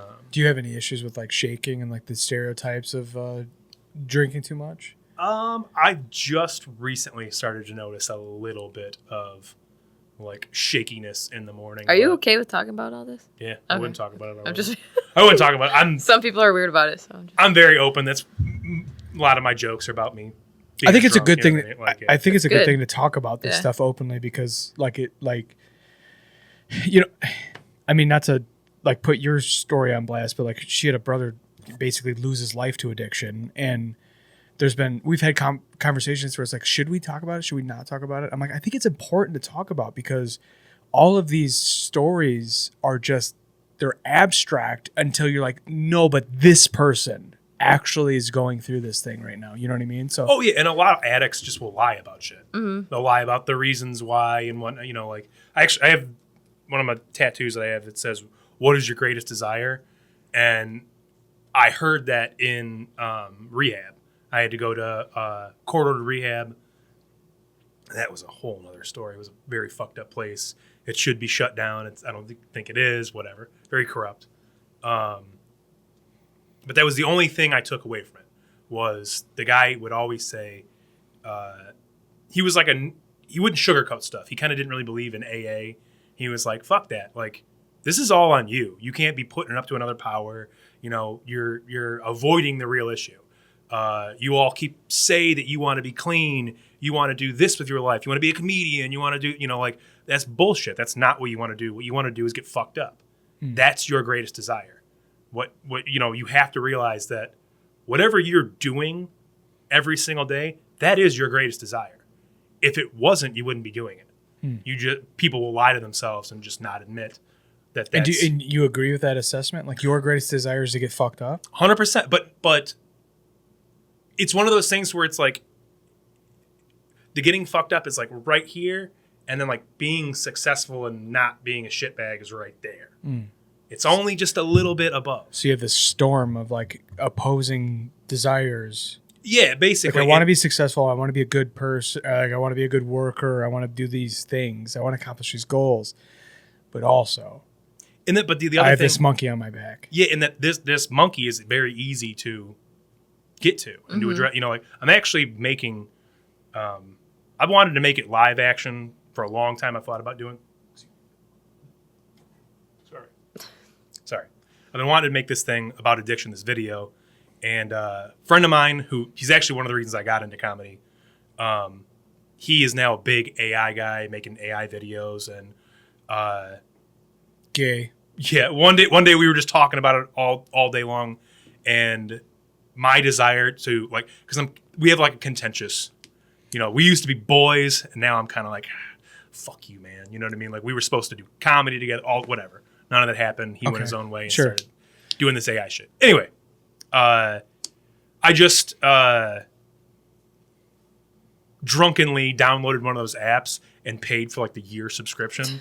So now I'm stuck with, these points to use. And I'm like, all right, what can I do with this? So I've been making a video all about, I'm going to try to splice in live action stuff with it, but to where I'm trying to quit drinking. I'm in my apartment. I'm at the sink. I have all these beers laid out, and I'm going to crack them all and pour them into the sink. The classic I'm quitting drinking scene. But as I'm doing that, the cans turn into like little beer can knights and start attacking me. And then I start fighting them, and as I'm fighting them, now a 22-ounce beer can has turned into a, monkey. Now it's on my back fighting me, and then just progressively, ends with like a giant, keg of beer monster, like, oh, fuck. Just showing how getting hard, harder and harder. Harder and harder, you know what I mean? Fight it There's off. it's harder and harder to stop, Yeah. And then I hit it with it the whole way. Someone is struggling with alcohol. Yeah. Have you had an honest attempt at quitting like recently that you're like, all right, I went a day or a week or months? Yes, I had an honest, as I was telling, I think I said something about it earlier. I had a very honest 4 hours. Seriously? Yeah. I'm serious. Like, to where the anxiety got so bad. Like, and it's, like, I feel like maybe you can relate to this, is like, when you have that anxiety, but you're like, there's no reason to have this right now. Yeah. But it won't go away. It won't, that feeling, you're like, we're fine. You keep telling yourself, I am fine. Everything, chill out. And it just got so bad to where I was almost getting dizzy that I was like, let's go get beer, dude. As soon as I started walking to get beer, it all went away. And I'm like, God damn it. Man. Okay. Yeah. I was talking with some of my friends, old friends I hadn't seen in a while, and I've been trying to work on this joke about watching that show Intervention and getting jealous of the other people. Like, oh, really? The homeless guy that drinks box wine, he deserves to get saved, but not me. And I said that to my friends, and they're like, bro, we've talked about having an intervention for you so many times, but it always comes back down to your fight or flight response is far too strong, and you'll, either you're going to fight us or you're going to run away. You're going to escape. So we haven't done one. And I'm like, all right, fair point. Yeah. I mean, I'm trying to empathize because I don't have an addiction to alcohol, but I could definitely see the appeal of using it as a coping mechanism. Like, today, fucking 2 hours ago, before you got here, I was like, dude, my body just feels like shit today. Like, I'm in pain. My lungs don't feel good. And I'm fucking anxious because I'm super tired. And I'm like, I don't want to do this fucking podcast today. But Griffin's coming from a far away place. I'm not gonna fuck him over like that. And I'm like, all right, I just need to. I'm like, let me just fucking drink. Let me just like have a drink and like get rid of the noise so that I can get through the episode and not be. You're making it sound like he's a burden. No, that's not what I mean. Is that what I'm coming off as? Because that's not what I mean. What I'm trying to say is like it's an internal battle that I'm like, I just need to quiet the noise so that I can do the thing. You know what I mean? Because it's not fair to you or any guests that, oh, I'm having a bad day. Let me fuck this up for them when, like we book months in advance and I'm just having a bad day today. It doesn't matter. Like, you like we've had you booked for fucking 2-3 months. It's like, I'm not going to like fuck this up for you on that day that I just happen to have a bad day. So I'm like, let me have a fucking drink and quiet the noise and cope with it for the episode, And so I think I can empathize with it. But for me though, it's not a daily thing. It's like it might be a monthly thing to cope with it with a drink. You know what I mean? Like, I think the most recent story that I told about coping with a drink was like I got home and I was just being a bitch. Like I was miserable and I was like just like every time Paige would start saying something to me, I'm like, God, just fucking stop talking to me. Like please, like just let me be alone in my thoughts. And then the kids wanted something and everyone needed something and wanted something. And I was just like, you know what? I didn't have anything to drink in the house. I literally DoorDashed fucking Fireball. And I went out into my garden and I just had like a real strong mixed drink. And I was like, okay, I'm good. I just needed to like get the bitch out of me. And I hung out in the garden and I went and got her and I was like, dude, come look, we got cucumbers growing. And instead of being a miserable asshole, which I wanted to be, it was like, all right, I had probably 4 shots with a splash of Coke, and I was like, all right, I'm good. You know, That is definitely the slippery slope. Though. I was gonna say that's that's the slippery like the slope start of addiction. Yeah, that definitely is a warning sign, because that's the like. I was in your interview with Andy McFarland. You guys were talking about construction. And there's a part where he's like, "Yeah, I used to work for this guy that I went to pick him up because he had DUIs and he crushed a 6-pack before the coffee was done, and then we'd stop and pick up a case." And I was like, "Andy, you've never worked for me ever. What are you talking about?" But yeah, that's really because that's the thing is like, as soon as you start associating it with, I'm going to feel better. This will solve the way I'm feeling right now. Now that's for every time, like for me, it's like, all right, I wake up and I'm hungover. Oh, let's have a couple beers. Yeah. And then we'll be good. Like, I mean, my boss will probably see this, but there's been many a times where I've woken up and I'm like, oh, let's crush 4 beers before we go to work. And just to straighten out. Just to straighten out, and then I'm good, Yeah. Like, Dude, I feel the need to like defend myself because like I recognize that is I recognize that pattern of thinking is not a good thing. oh no, yeah, I wasn't saying that, No, I know the implications. I know you're not saying like but the reality of it is that if I was more susceptible to like falling down that path, like I could be in a fucking gang of trouble. You know what I mean? But like for me, I'm looking. I use a lot of different ways to cope with the anxiety, and like I'm not like literally taking a shit, taking a shower, doing a breathing treatment, checking my oxygen on my pulse ox, watching TV, or like chat GPTing like different symptoms to like learn how to cope with like what's reality versus what's in my head. Like they're all of these things are different ways that I cope with this severe anxiety. But once in a while, the idea of like, oh, let me get a little saucy. I know that's gonna fix that. You know what I mean? So like that's like one of the 20 different ways that I cope with the anxiety. as long as you're doing what I mean? it, yeah. And I also feel like having a podcast, having a passion for comedy, having a family, having a job that you have to be straight for, that all helps. That's where like I feel like I'm in like the perfect storm of like, how the fuck am I gonna get out of this shit? I have a job that I hate, I'm already in this habit after so many years, you know what I mean? Like that's why I legit tell people, like the younger guys that I work with, if I start seeing them drinking too much, don't. Tell my nieces and nephews, like, please don't. Like, wait until you're 21 to have your first drink. You'll be a lot smarter about it. Don't just like, don't have a bad I think it should be relationship. 25. I think it should be like when you're fully fucking, your frontal lobe's fully developed, especially for young men. No, yeah, I would agree with that. I mean, I work with 21, 22-year-old kids, and I'm like, you're fucking idiots. Like, you're children. You don't even remember to bring a belt every day for your pants. Like, you can't even dress yourself, and you think you can make the decision to use substances that you can't even handle life. You can't even handle the most basic responsibilities. Your phone's dead. You forgot your you forgot your belt. Your phone is dead. You don't know where your tools are at, and you think that you're responsible enough to have the right to go get drunk. Like, no, dude, you're not developed enough to understand what you're doing to yourself. Yeah, I wish I could go back in time and tell 13-year-old me, don't drink, don't do it. Yeah, don't do it. Just remember, weed's gonna be legal soon. just hang your hat on that. Yeah, hang your hat on that. It'll be great. Yeah. Do you smoke weed too? Oh yeah. Yeah. And do you think that like the weed is better for you in general? Or yeah, if I could become Cali sober as they call it, I would. Yeah. It's just I'm always telling myself, all right, what we're gonna do is get a really, really strong strain of weed, smoke that before we start drinking. We'll get too high to think about drinking, and then we'll be able to wean off. Like the long-term plan is like, oh, I can wean off and like right. They go hand in hand. It's yeah. I light a joint and it's like, ooh, I need a beer. Like I tell you what, I do love getting crossfaded. Yeah, I've just done it for so long. I don't have a reason to stop. Yeah, that's like I shouldn't say that's my problem. Do you think if you had like a medical thing, like, oh, you got fatty liver disease and you're gonna fucking die if you don't stop, like it would change you? No, because who am I hurting? If I had kids, if I had a wife, Yeah, but you got be parents, different. you got siblings. I got a dad. Just dads left. Yeah, I got a dad. You know, I got Yes. What Siblings? about for you?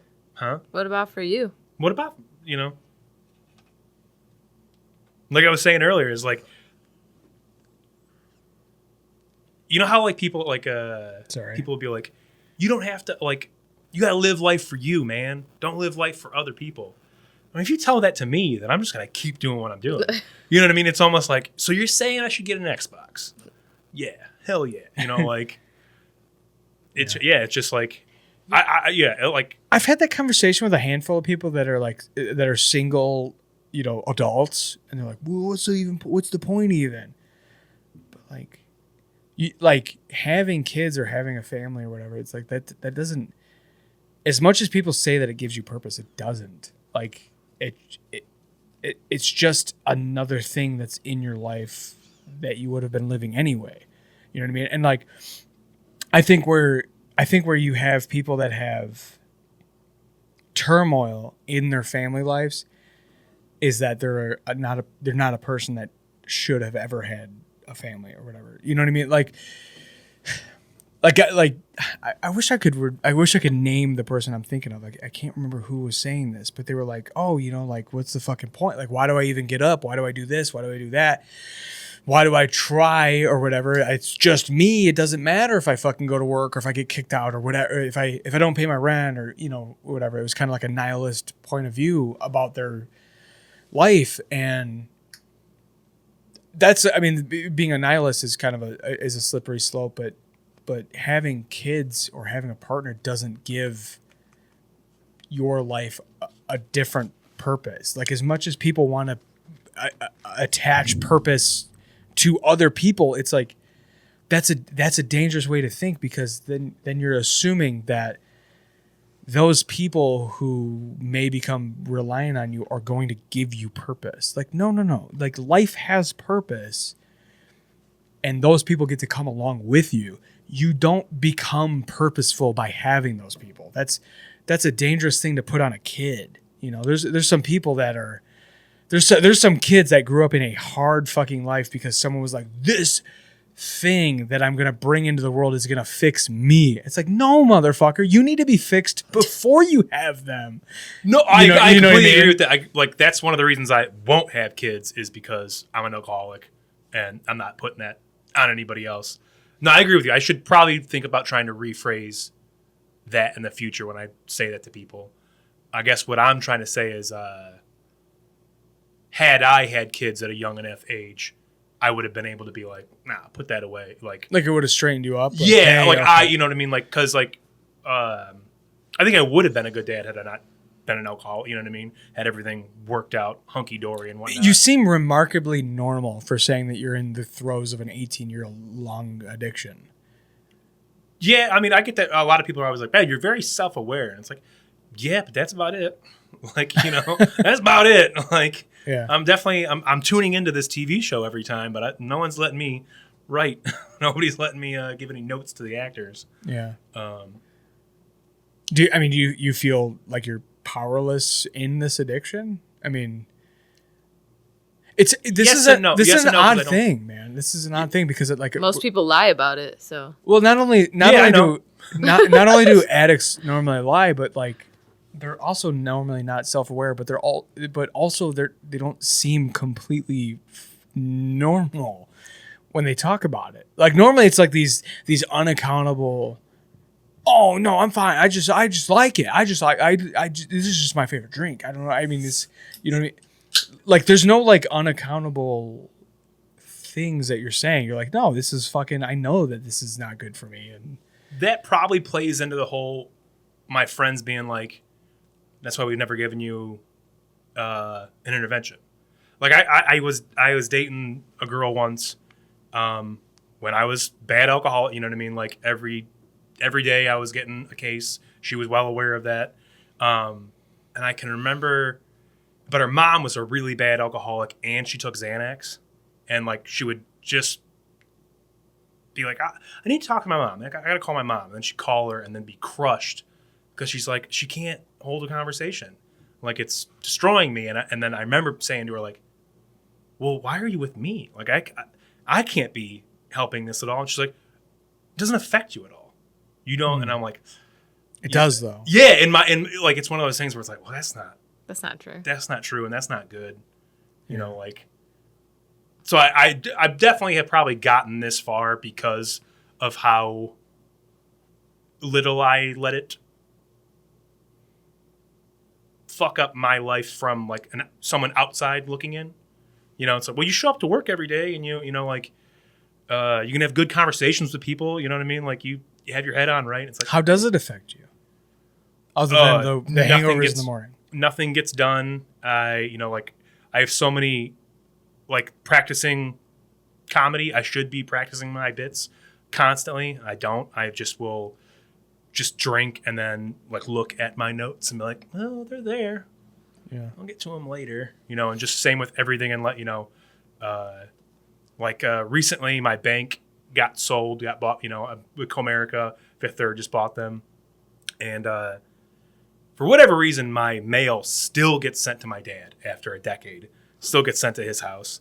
And he's got anxiety too. So whenever he gets a big letter, he's like, dude, read it, check it out. And I'm like, nah, fuck, I don't care. Like, and just the other day we went to breakfast and he's like, hey, the information for your account's changing just got dropped off. He's like, if you're not going to read it, let me take it home and I'll read it. And I'm like, it's fine.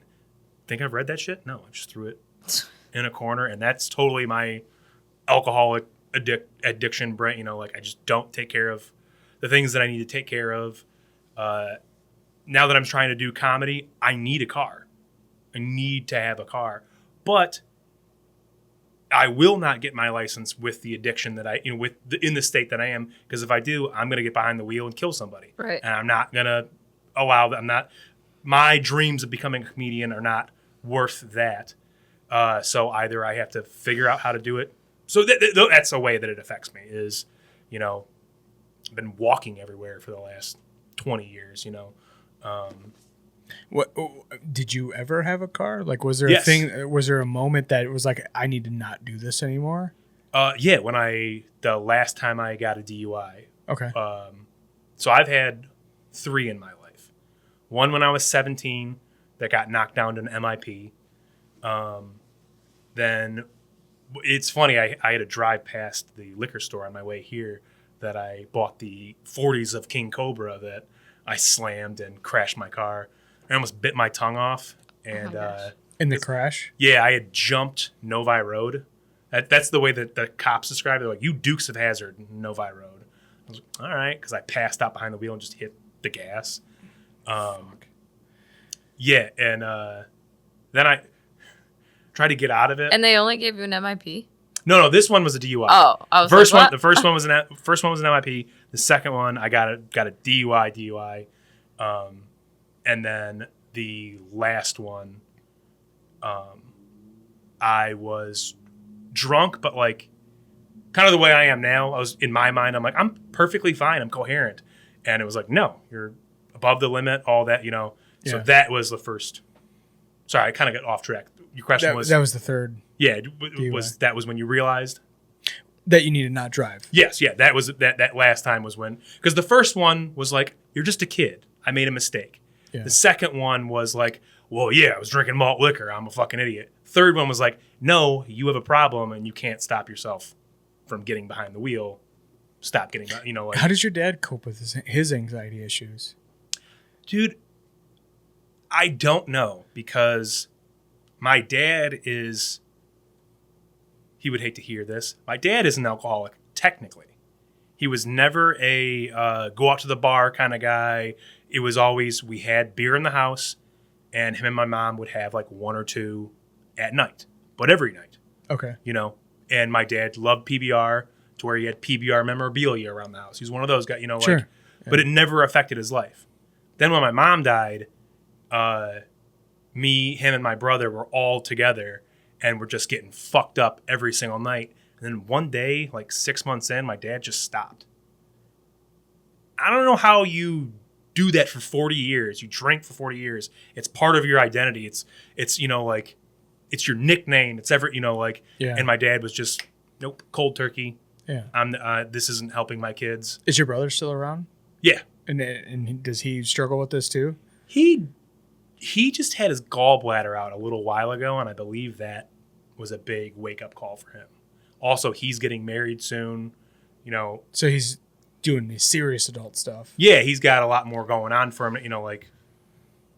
I don't think you have nothing going on for you. I feel like that's a narrative that you're trying to sell me on, but you're very like. I don't want to sound like a fucking homo, but like you're like the way that you speak is like you're an attractive person to want to be around. Like you're fun to talk to. You're a good looking dude. You're He's like hitting on you. like It does sound that way. it does sound that way, but like no, but like I don't like.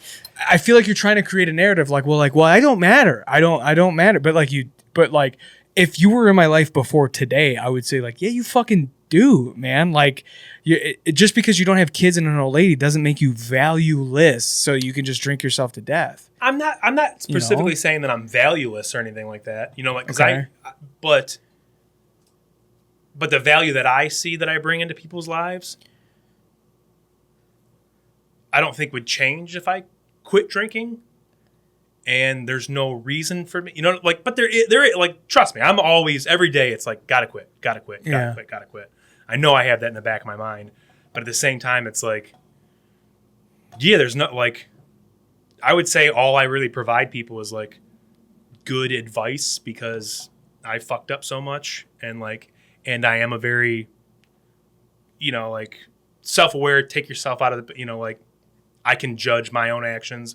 I can judge other people's actions without being like, you know, what's the like being biased. I can be pretty good at being biased about like, well, I did this, they did that, like, you know. Yeah. So you can be unbiased and unbiased. You can be unbiased and almost objective. You can be objective out of a situation. Yeah. So that's that's the value that I feel like I bring into life is if somebody needs to talk about some shit or needs to like, I had a coworker who.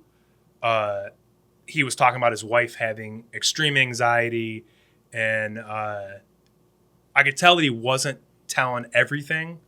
So I told him, I was like, you can call me if you need to. Like, I've been through therapy and stuff like that. I know, you know, and he did. He called me after work, and and he was going to, like, put her in a home, and, like, he was going to do irreversible damage to his marriage and to this woman because he didn't understand mental illness. Yeah. And we had a conversation about that, and I just explained to him how it goes for me and all that kind of stuff. And he was like, dude, I have never taken into account what I'm doing. So he was desperate and didn't know what to do.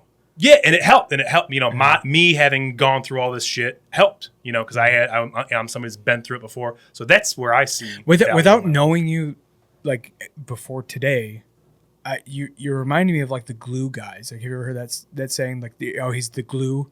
Like on like teams, on like sports teams, there's always like a glue guy. Although he might not put up numbers like, oh, he's got the best batting average, or he's shooting the most field goals on the basketball team, whatever the fuck.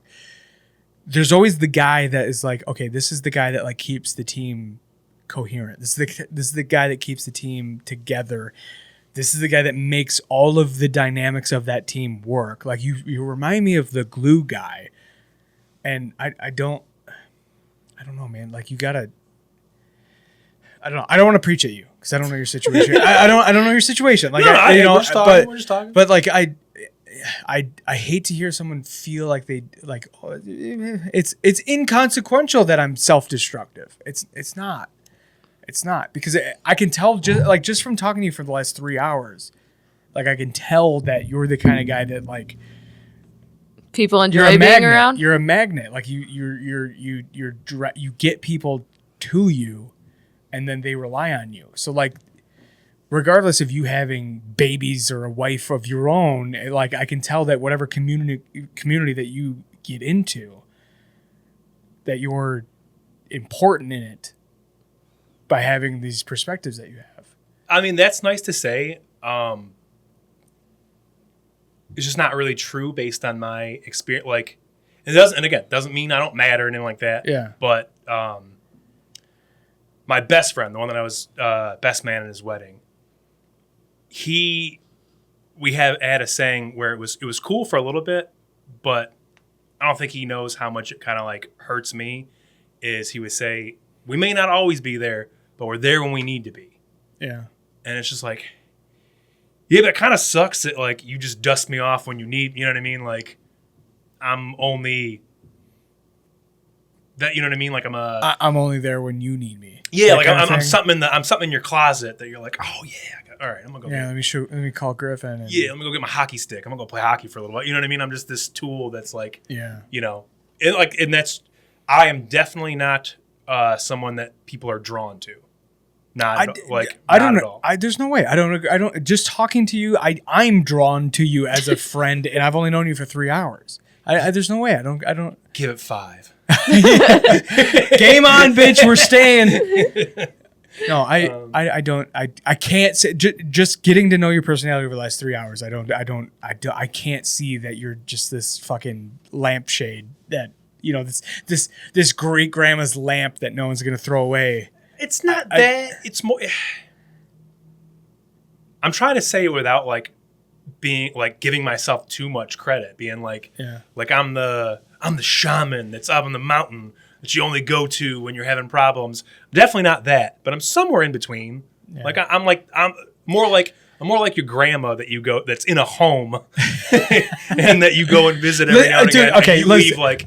Damn, that felt good. When I was a young single man, I was absolutely the guy that girls would hit up and be like, "Hey, this is what I'm going through right now," and I could see that you're kind of like doing this like this humble version of that. Where like, dude, I'm the advice guy. He did almost get killed because somebody hit him up to drive her back. Yeah, so. I'm the advice guy. But man, I don't know. I don't know, man. I like. Addiction is such a fucking fickle thing. It's such a complicated thing because it's like, as you're self-aware, can I defeat this monster? And like, does this monster even really exist? Is this monster even a dangerous thing for me? Like, this is just my status quo. This is the thing that I've used to cope or whatever. And then, every time you push something a little beyond what is the status quo, you get comfortable with that new status quo, and then that line moves constantly, and it's like, oh, dude, I'll have like 2 beers a night like Dad was, and then I'll have 4 beers a night, and then I'll have beers kind of all day, but I'm not really ever drunk, but I have 10 beers, but it takes me the whole day, and now it's a 30 rack a day or greater, and so like that normal number continuously moves, but like as a brand new friend of yours, I'm like, dude, we're like, okay, but like, where is the new normal gonna get to where you see the new normal as a problem? You know what I mean? That's concerning. I've known it was a problem. I was gonna say he's very aware that it's a problem. I knew it was a problem when it was 12 a day. And yeah, now but calling it a problem and addressing it as a problem are two different things. Like I can call me being an asshole a problem, but like if it's detrimental and my family starts leaving me because I'm an asshole, like that's a different thing. You know what I mean? All right, I'll tell you about my uncle who recently just passed away. And he was the alcoholic of the family, but he was a doctor, like not medical doctor, but like had his doctorate, was a professor at U of M, like really brilliant guy. And same thing, struggled with alcohol his entire life, was homeless at a certain point, and got hit by a garbage truck or something, and like in a coma. Oh my gosh. So like for like long enough to where all of the alcohol withdrawals were gone. And apparently the second he woke up, he looked at the nurse and said, "Any way we could hook a bottle up to this?" Oh, no kidding. Yeah.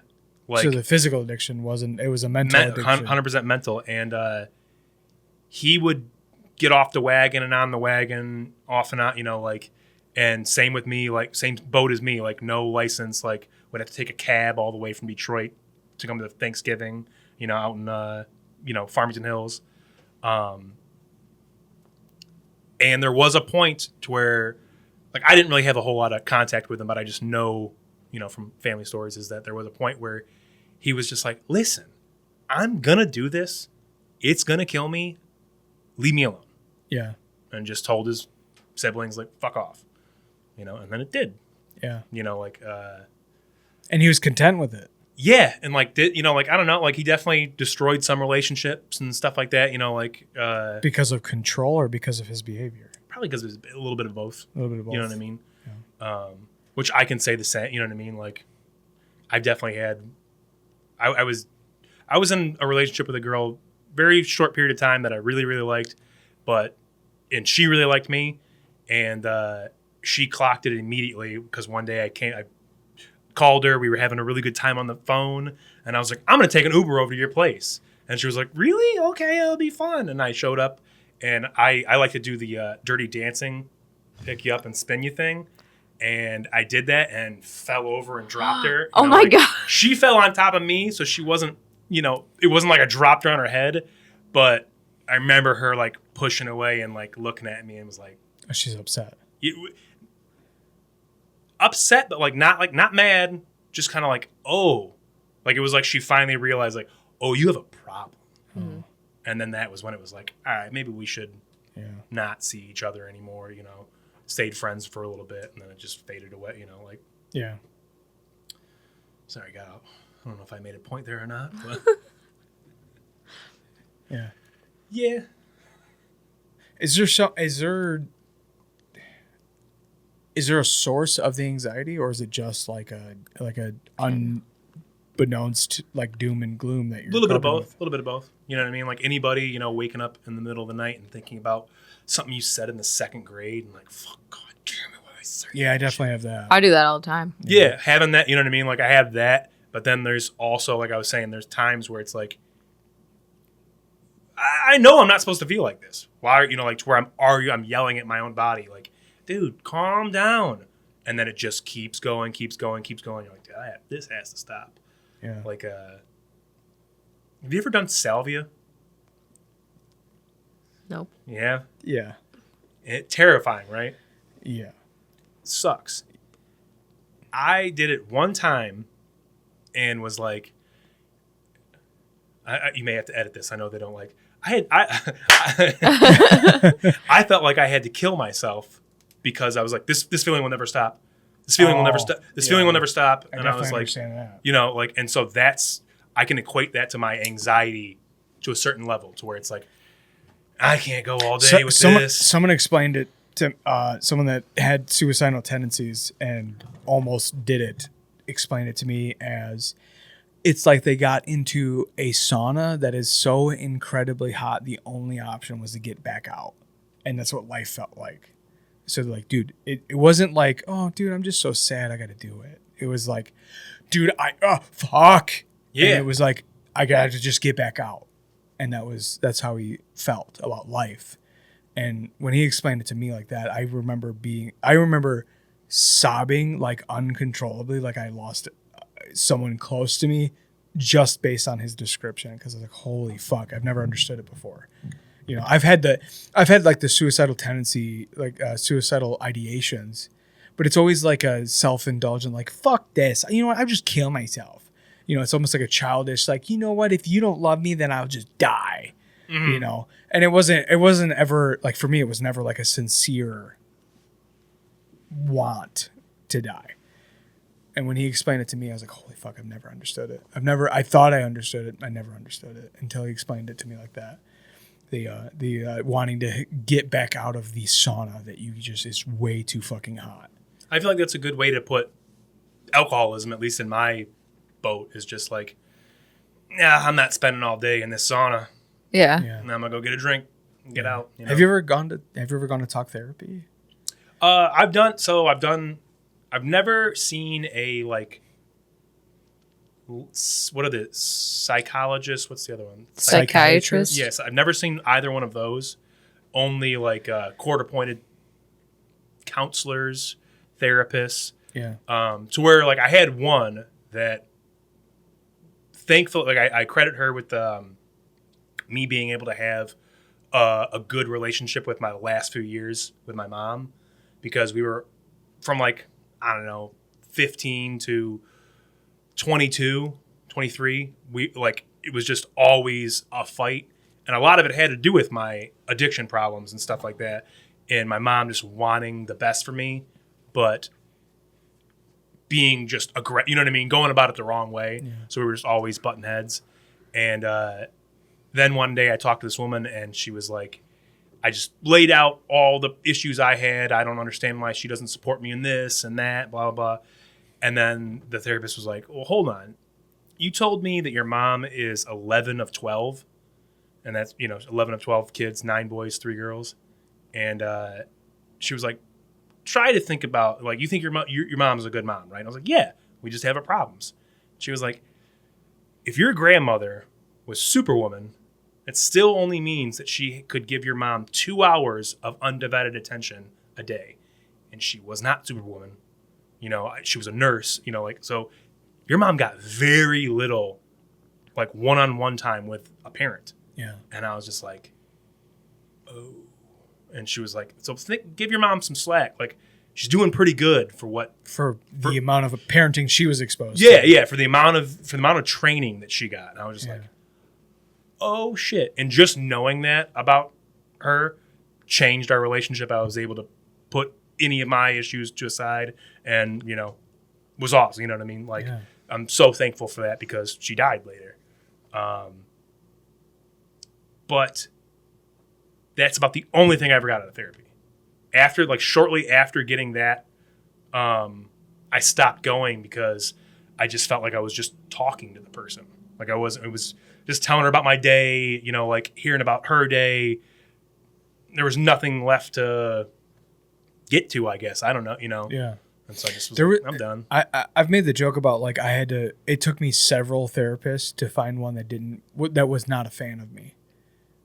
Like 3 or 4 therapists that I went through where I was like, dude, I'm not here to make you laugh. And it sucks that I'm making you laugh because I love that feeling. I love making someone laugh. And I had to find someone that was abrasive and did not like me to actually make progress in therapy. And once I found that therapist, she was very abrasive, and I would go home fucking furious. But that was those were the first sessions where I was like, oh, like, you're actually changing my perspective on the way that I think about stuff. But, like, I spent like a year with a therapist, and I was just like, oh, cool, I get to go make her laugh for fucking an hour today. Like, oh, that's gonna be fun. I mean, I get to tell her my silly stories, and she's gonna giggle, and I'm gonna make her day. But I was like, this isn't what I'm here for. This is not why I'm going to therapy. I'm not going to therapy to make this bitch laugh, And so I had to tell her, like, dude, you're a fan of me. I can't have you be a fan of me. I need to move on. I need to go to somebody else. And I ended up with a fucking ornery, crotchety woman who I made real progress with, because she was able to not just let me talk and just give her my highlight reel of, like, what my week was like. It took me a while to find the right one, and honestly, I kind of want to go back. There's part of me that wants to go back. You don't need to shake your head so aggressively. All right, I can have a bad week. It would be good. Yeah. Oh, same. She's like shaking her head, yes, like her neck's about to snap. She's like, Yeah. like Meshuggah's playing. She's like, yeah. No, but I mean, I have thought about reaching out to her and starting back up, because I mean, there's a lot, like, I went through a lot. I went through a lot of situational shit that is over now, and it feels like, oh, I'm on the other side of it. It doesn't matter. But then just, like, regular life will hit me, and I'm just like, fucking leave me alone. Don't talk to me. Don't leave me alone. I'm home from work. My obligations for the day are done. Don't talk to me. Don't look at me. Don't fucking inconvenience me in any way, shape, or form. My brain needs to be off. And kids don't care about that, and that's fucking hard to be like, my kids haven't seen me in 2 days, and I'm just like, fucking go away. I'm having a bad day. Go away. You fucking go away from me. And they don't deserve that. They're excited to see me, and I should be so excited to see them, because I know that this is a fickle thing. Like, they're only going to be little for a short amount of time. And there's days where I'm like, I need to be alone. I need you guys to do your own thing. Go play a game. Go outside. There's 3 of you, and there's 1 of me, and the entirety of my brain right now is just trying to cope with what the other half of my brain is saying to it right now. And I can't, like, there's no space for your story. or your problems right now. I need you to fucking go away. And it's not fair to them. And it's hard. Because the situations are over. Like the hard shit that I went through with their mom and the hard shit that I went through with my dad and his side of the family. Like all that shit's over. It does like all that shit's done. And it feels like the dust settled. But now I'm like, okay, but like there's real work to be done now. You know, and it's hard to cope with because it feels like it's over, but it also feels like the beginning of a new fucking episode, and it's like fuck. Sometimes I don't want to keep putting effort in. Sometimes I just want to be like, you know what? Let me just fucking do what I want to do without having to, you know, break it down into the most basic fucking versions of what it is. You know, like. I'm envious of like the 60s and 70s dads where it's just like, are you alive? Is your tummy full? Were you fucking taken by a kidnapper? No? All right. Well, it sounds like my job was fucking done. You know, let me watch Ed Sullivan. Leave me the fuck alone, homo. You know? I think that's a good example of probably what you were saying is that having kids doesn't just give you a purpose all of a sudden. Like it's still, you have to put in the work. And you know what I mean? It's a whole other chapter of your, you know, like to where there I am just like drinking beers, doing what you want to do, you know, like fucking being a shithead, you know? Like, yeah. And to be honest, like if I didn't have kids and I didn't have, you know, responsibilities in a family, like I'd like my behavior would be way more self-indulgent. I just don't know if the self-indulgence would be, I don't think it would be beer. It would be in different forms. It would be, oh, I'm going to go skate. Yeah. I'm going to go skateboard way more. I'm going to go golf way more. I'm going to go, you know, I'm going to get high and go fucking see a movie. You know, I don't know. Like it. And Fireball.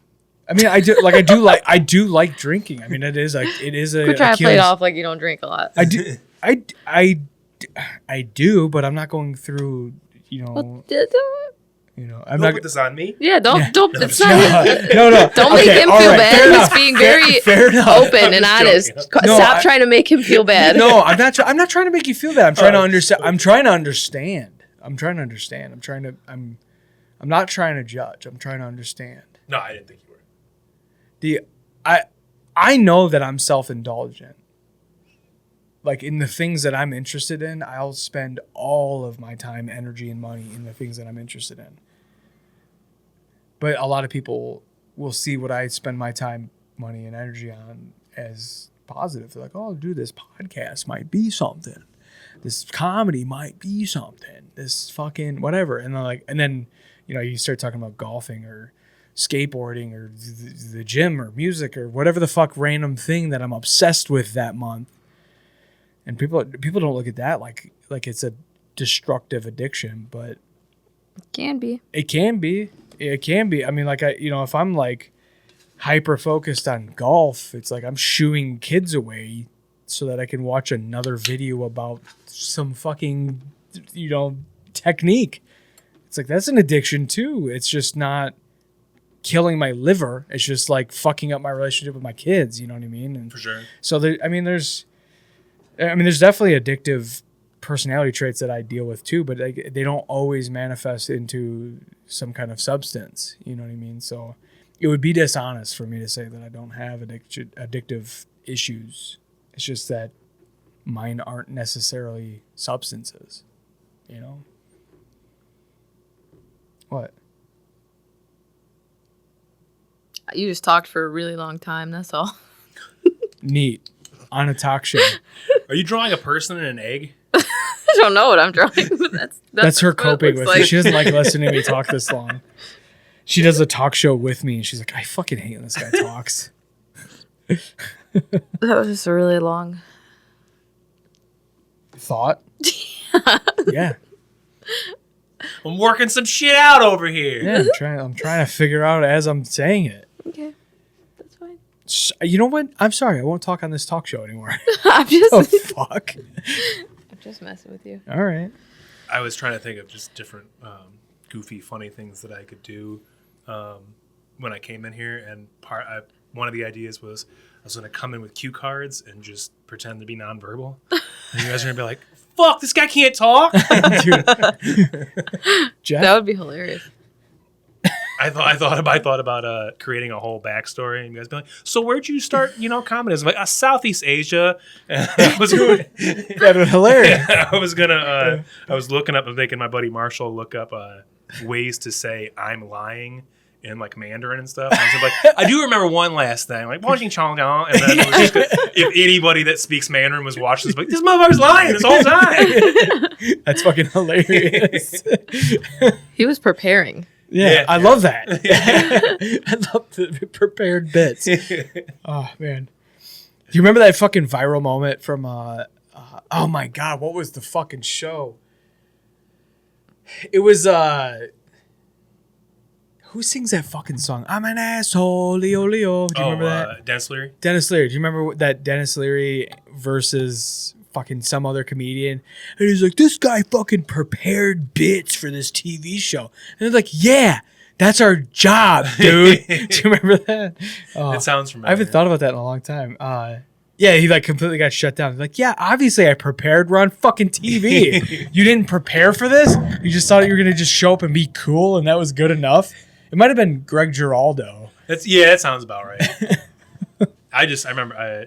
Do you like Big J Okerson? I love Big J. He's one of my favorites. It's one of my favorites. And I was just listening to him talk about the Kevin Hart roast and how they were like, send in your bits, and he was like, I just sent in a piece of paper that said like, I don't know, black guy stuff, question mark. I'll figure it out. Like, he's like, they just had to trust that I was going to be good on, TV. I'm like, nice. He's always getting shit for, you don't write anything, man. Yeah. He might be But the that's greatest. what makes him fun. Like, Yeah. he's just coming up with everything. He might be the greatest crowd work guy of all time. Yeah. I really want to go. He's coming to Mark Ridley's, 2 weeks or so from Oh, now? really? Yeah. I would really like to go, but I was like, When is it? I think the 22nd, 23rd. But Wedding that day. I think We don't like them that much. We can go see Big J instead. Sorry, we got something more important to happen. It's I gotta go see a guy. I gotta go see a 50-year-old man in fingerless gloves. talk about fat titties. People are looking gay in the crowd. Dude, before we fully move on, I hope you didn't feel like you were being like, I feel insecure, like I just like put the spotlight on a very a sensitive topic, and I don't want to feel like I'm like exploiting like something that you're going through. No, I just want to have an honest like once it came up, I was like, you know what, let's explore this thing. I wouldn't have talked about it if I Okay. had an issue. No, All right. you're all good. Okay. No, I liked it. It was fun. He like turned into a therapist on you. I'm not fucking prepared. I am not somebody who is qualified for I any like kind to of think advice. of it as a bit of a wizard battle. We were going back and forth with our philosophies. Me and you, all of a sudden you have a long white wig on, and I'm like, whoo, and we're spinning in circles like in fucking Lord of the Rings. One time I used to hang out with an ex-girlfriend and all of her friends, and I would cook them all dinner. And the first time I ever did it, I'm super excited. I'm in the kitchen cooking, and they keep bringing me beers in. And then her friend showed up with all these different shots and, joints and all this stuff. And all the spotlight went off of me and went on her. And I was just like, oh, it's like a witch walked into a wizard's fucking. And my spells take longer to cast, bitch. Get out of here. You show up with goodies now, but it's your friend. I'm out here cooking. Yeah, it's hot in here. I'm getting thirsty. Yeah. Everybody's out there doing shots. That sound fun. They're just stuck making fucking pastizio or whatever bullshit you're making. Fuck this lasagna. God damn It's it. so hot in here. Why don't you got a fan in here? It fucking stinks. That's fucking hilarious. By the way, I've 100% felt that. 100% felt that. Yeah.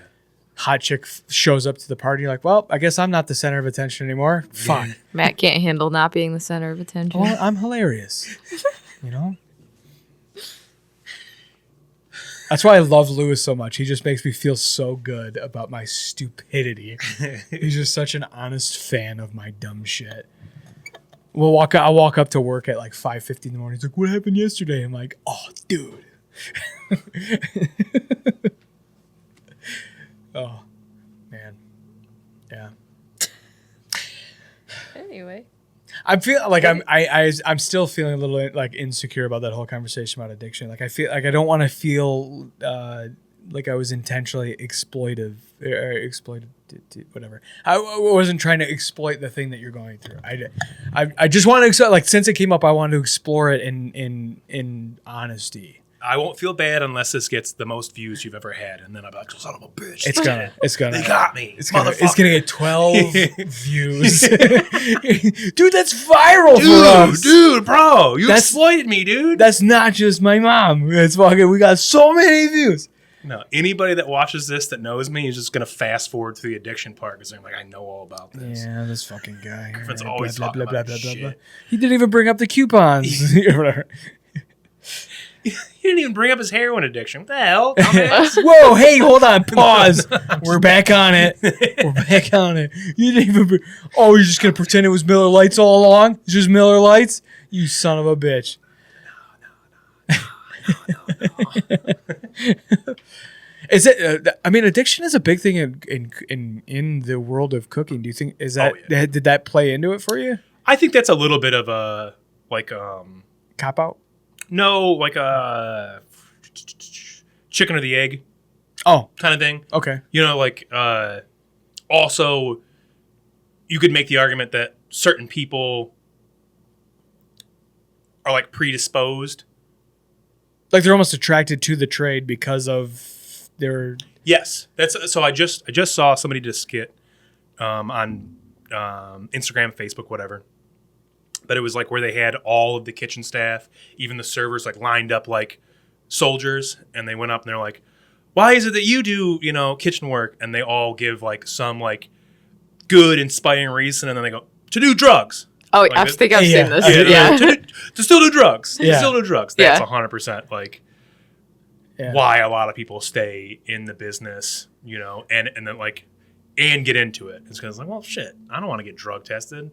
I can do this, and I can go to get a job. It's there. no problem. Yeah, it's no problem. And then it is such a high stress thing, and everybody's like, "Want to get drinks after?" And you're like, "Hell yeah, let's go do it." And it's easy too whenever you work in the.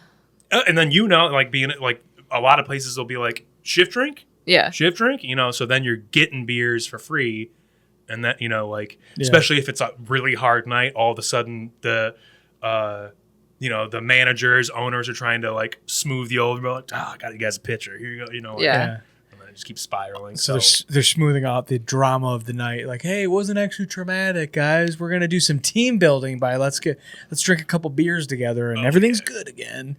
It's kind of like the like for construction guys, like they got that meme about if they start giving you these popsicles, they're about to work your ass hard. Ones with the electrolytes. The squinchers, Yeah. Same thing. If they start giving you beers, it's like, your day sucked. They just made so much money, and you're getting nothing. Yeah.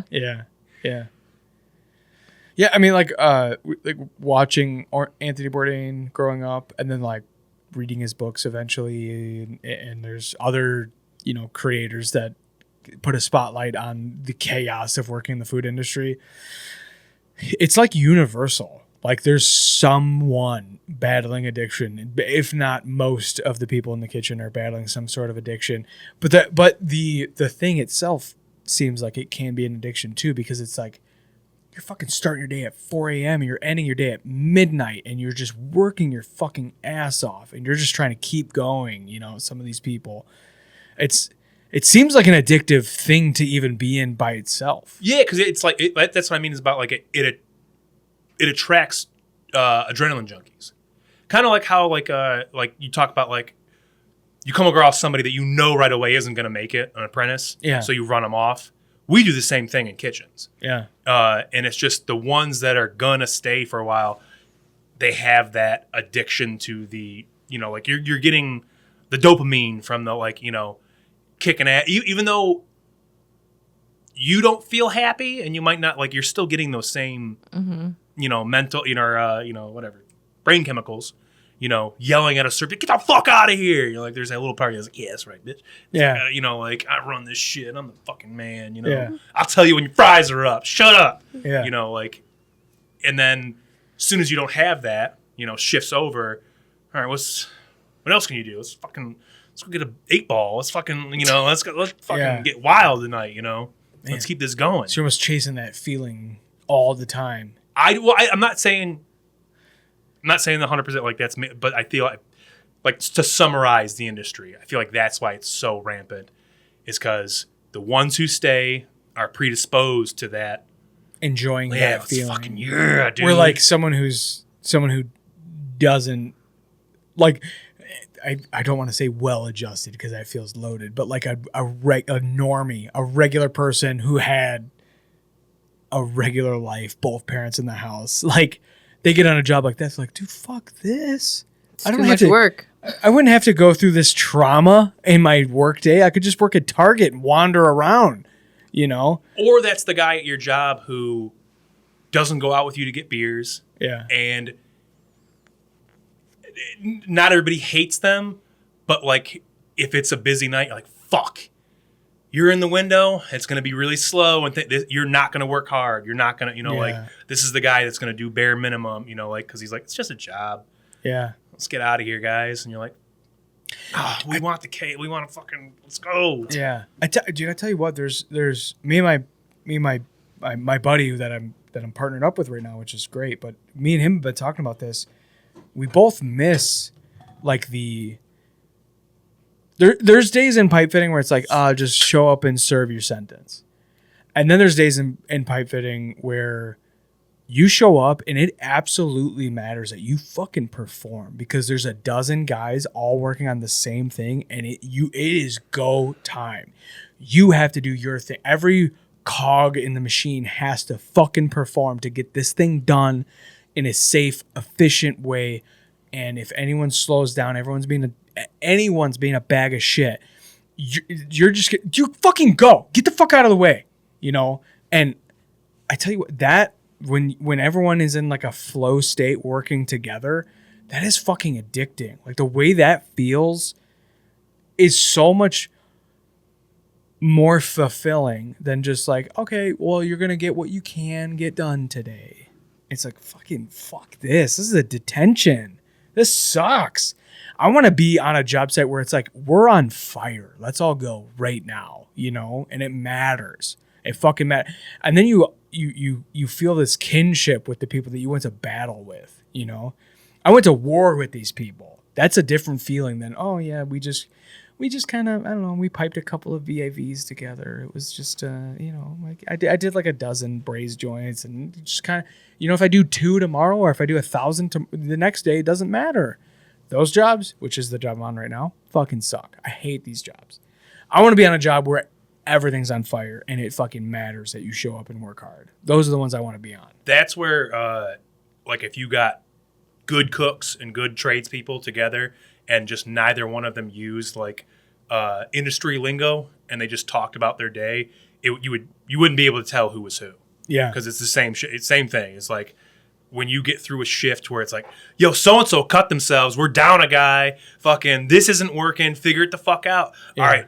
No salamander. Turn on the fucking burners. Turn this shit upside down. And then you get through it and you're like, fuck yeah, this is sick, dude. Yeah. This is fucking awesome. Yeah, those are the best days. Honestly, those are the best days. Like, it fucking mattered that you were there and it mattered that you worked your ass off. Like, those days are the best. I worked at a breakfast place to where it was like you had the guy that pulled all the tickets, sold all the tickets, and then he made toast. And we called that second toast. Then there was the grill guy that did all the pancakes, all the hash browns, sandwiches and stuff like that. And then you had your egg guy. Egg guy was running a 4-burner, range, and then 2 fryers. So you're making all the potatoes. If somebody wants French fries, whatever, just a bunch of shit going in there. There would be times to where the other 2 guys would get quiet when I was on eggs, and I was like, wouldn't even turn around and be like, the whole board is me, isn't it? And they go, yep. And you just like, fuck, and just fucking go. Yeah. And I did that once with a broken hand and just the whole shift talk shit to all the other guys. Like, look, none of you are good enough. It's only me. I got a broken hand. They still got me over here. They still got me over here, you fucking pussies. Yeah. And I remember getting done with that. And it's like, yeah, fuck yeah, you bitches. Like, I'm a fucking man up in this piece. Yeah. I'm going to go get a case of beer. Yeah. Yeah.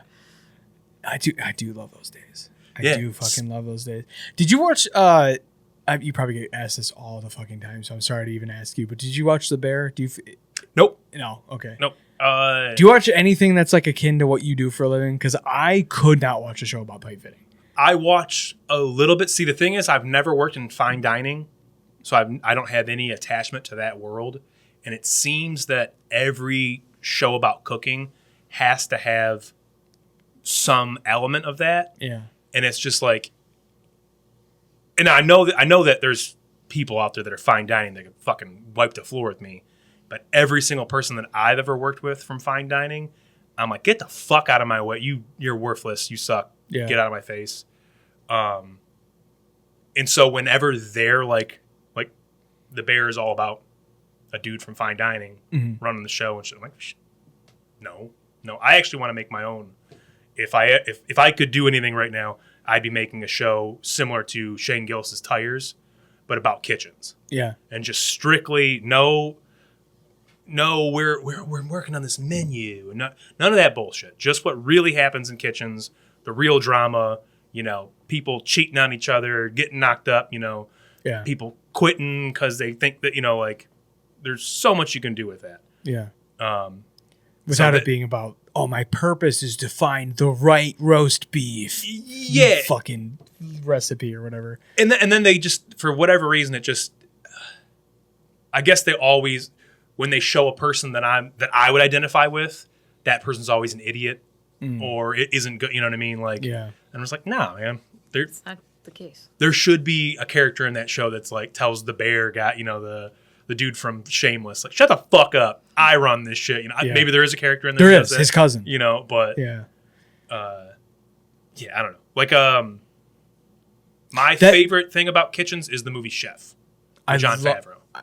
I love that movie. There's a scene in that movie where, in the very beginning, when they're making the Cubanos for the guys that help them fix the truck, and his son burns one, and he goes, "Oh, that's burnt. We can't sell it." And he goes, "What? They're not paying for it." And he goes, "Get off the truck. No, that's not how this works. Get off the truck." He goes, "I love this. This is what I do for a living, and we have We have gives him standards. that speech, and it's just like, dude, fuck yeah. But Yeah. love that about that movie. Yeah. Yeah. You don't half-ass it just because you're not making $1 on it. What the fuck are you talking about? And then there's a scene where John Leguizamo grabs the baguette and uses it like it's his dick. And apparently he made them put that in the movie because he was like, that's what line cooks do. Yeah. You have to have this in there. It is what no Yeah, line you're fucking around. no line cook would ever pick up a baguette that big and not be Not, like, not yeah, make it- swinging around. yeah, not swinging around like it's their dick. I was Yeah. like, that's so true. Yeah. Dude, I fucking love that movie. That is one of my favorite movies, Chef. There's a Chef show. I haven't watched it, but it's Yeah, I've heard about it, but I haven't watched Jon it. either. Favreau. Yeah, I haven't watched it, but I want to. I fucking love that movie. I think that's one of the best movies I've ever seen. And it's underrated because it's like, it's just Jon Favreau starts a food truck or something. You're like, actually, it's about him refinding his purpose, and the medium is his love for cooking. Like Did that I is. watch that? Yeah, we watched it together. It's him and his wife are estranged, and his son goes on this months-long, summer trip working the food truck with him. Oh yeah. After he gets canceled for flipping out on a customer at the fine restaurant. Yeah. Another crazy thing about that movie is that it's so old now that tweets are like the main driving force of the movie. Yeah, That's not even a thing anymore. yeah. Isn't that funny, dude? Yeah. Garrett Clark Jr. is in that movie. He was a fucking busker in that movie. Like basically a busker, like a street performer in Austin, Texas, and now he's like one of the biggest fucking blues artists in the world. He's not the one with the skeleton, is he? No. He's alright, just like okay. in the background Okay, playing okay. blues in one of the scenes. I got you. Yeah, him and dude out of Austin, Texas, Garrett Clark Jr. and Jackie Venson are the two greatest musicians of the last like 20 years, and they're completely slept on. I don't understand it. I showed Paige Jackie Venson. I was like, she's so good. Like when I first heard of Jackie Venson, I like legitimately was like crying. Like, dude, this is so fucking good. And she's like, yeah, it's okay. And then did I buy the ticket? Or you bought the tickets, right? Actually, bought them. I think you bought the tickets because I was being a bitch and you were trying to make me feel better. Probably. That's most of your life.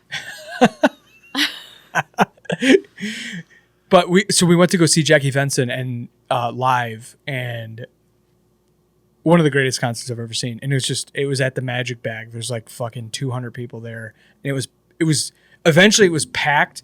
But it's a tiny venue. And I'm like, she should be selling out the fucking LCA. Like, she's one of the greatest musicians, and there's just like 200 people, and like 100 of them are like 60.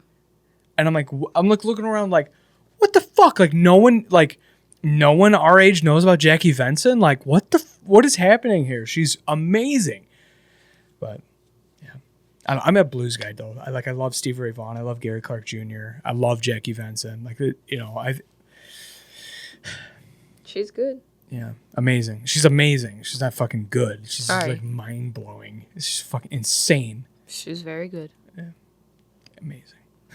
I'm terrible with music. I love music. It means a lot to me in my life, but I've never been somebody that follows the musicians and stuff like that.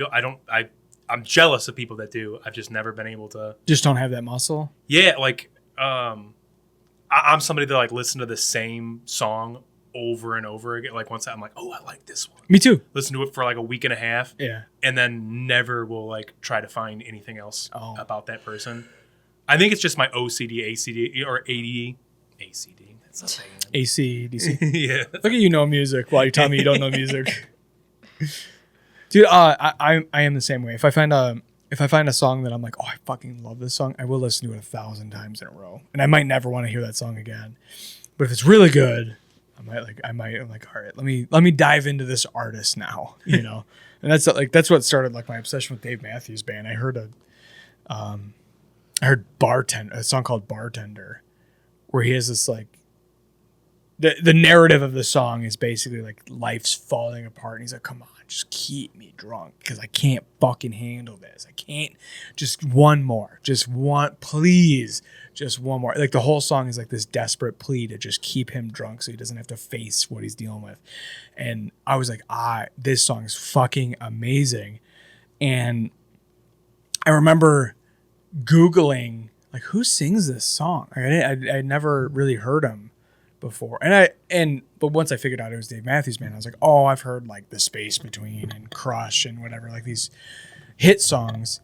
And then I ended up at a Salvation Army just like looking through CDs, and I was like, oh, that's that band that sings that one song. So I grabbed like every CD that they had for like $2 a piece. And then it was just the rails are off. Like I'm fully obsessed. And it's been like a fucking 10-year obsession with Dave Matthews Band, which, you know, other Dave Matthews fans would be like, fucking loser. I've been to 700 of his concerts. But he's another one that's like worth getting fully obsessed with. There's just such a deep discography. And then like not only does he have, I mean, fucking probably 300 amazing songs, but then he also puts out live albums where he never plays these songs the same twice live. So like they do all these different renditions of these songs. It's just like a never ending fucking deep dive where you just, the most respect I can have for any musician. Dave Matthews is my number one by far. They're fucking incredible. Absolutely incredible band. I like GWAR. Dude, I love GWAR. I'm a metalhead too. GWAR is my favorite band. I fucking love GWAR. They're so fun. And they're so good too. That was my first ever concert. Do you mind if I run to the bathroom real quick? Dude, Yeah, I was gonna say, are we gonna wrap up? Yeah, we can wrap up. We're at 4 hours. We can wrap up. Oh yeah, if you want to just. Do you have dates or anything you want to plug? Just the August 10th show at Supernatural Brewing, and the August 13th show at One Night Stands. Hell yeah! And then Just your open mics, you know. yeah, and then all your social media is your name. Yeah. Instagram is I think Griffy D Comedy, and then my Facebook is Griffin Potteracki because I go by Griffin Daniel on the stage because Ned Rice can't say Potteracki. It's a good move. He also can't say Daniel. Fucking fucker. If he hears this, he'll be like, I'm so sorry. Hell yeah, dude. Well, you know what? On that note, let's go do a P-Reg. It's fucking. It's been 4 hours. But all right, dude. Thanks for coming out. All that stuff. All right, peace. Yeah. Glorious night, everyone. Ultimate purpose is not survival. It's finding purpose in what you love. I'm pumped to be branching out and being like, hey, we're gonna sit down and have a couple-hour podcast. Is it? Is it, dude? Jesus We Christ! just like talked for 5 minutes. I'm like, is it though? I've always been inspired by this shit. Yeah. Dude, that pizza was so greasy. It was disgusting. It was not disgusting. Disgusting. Good times, Noodle Salad.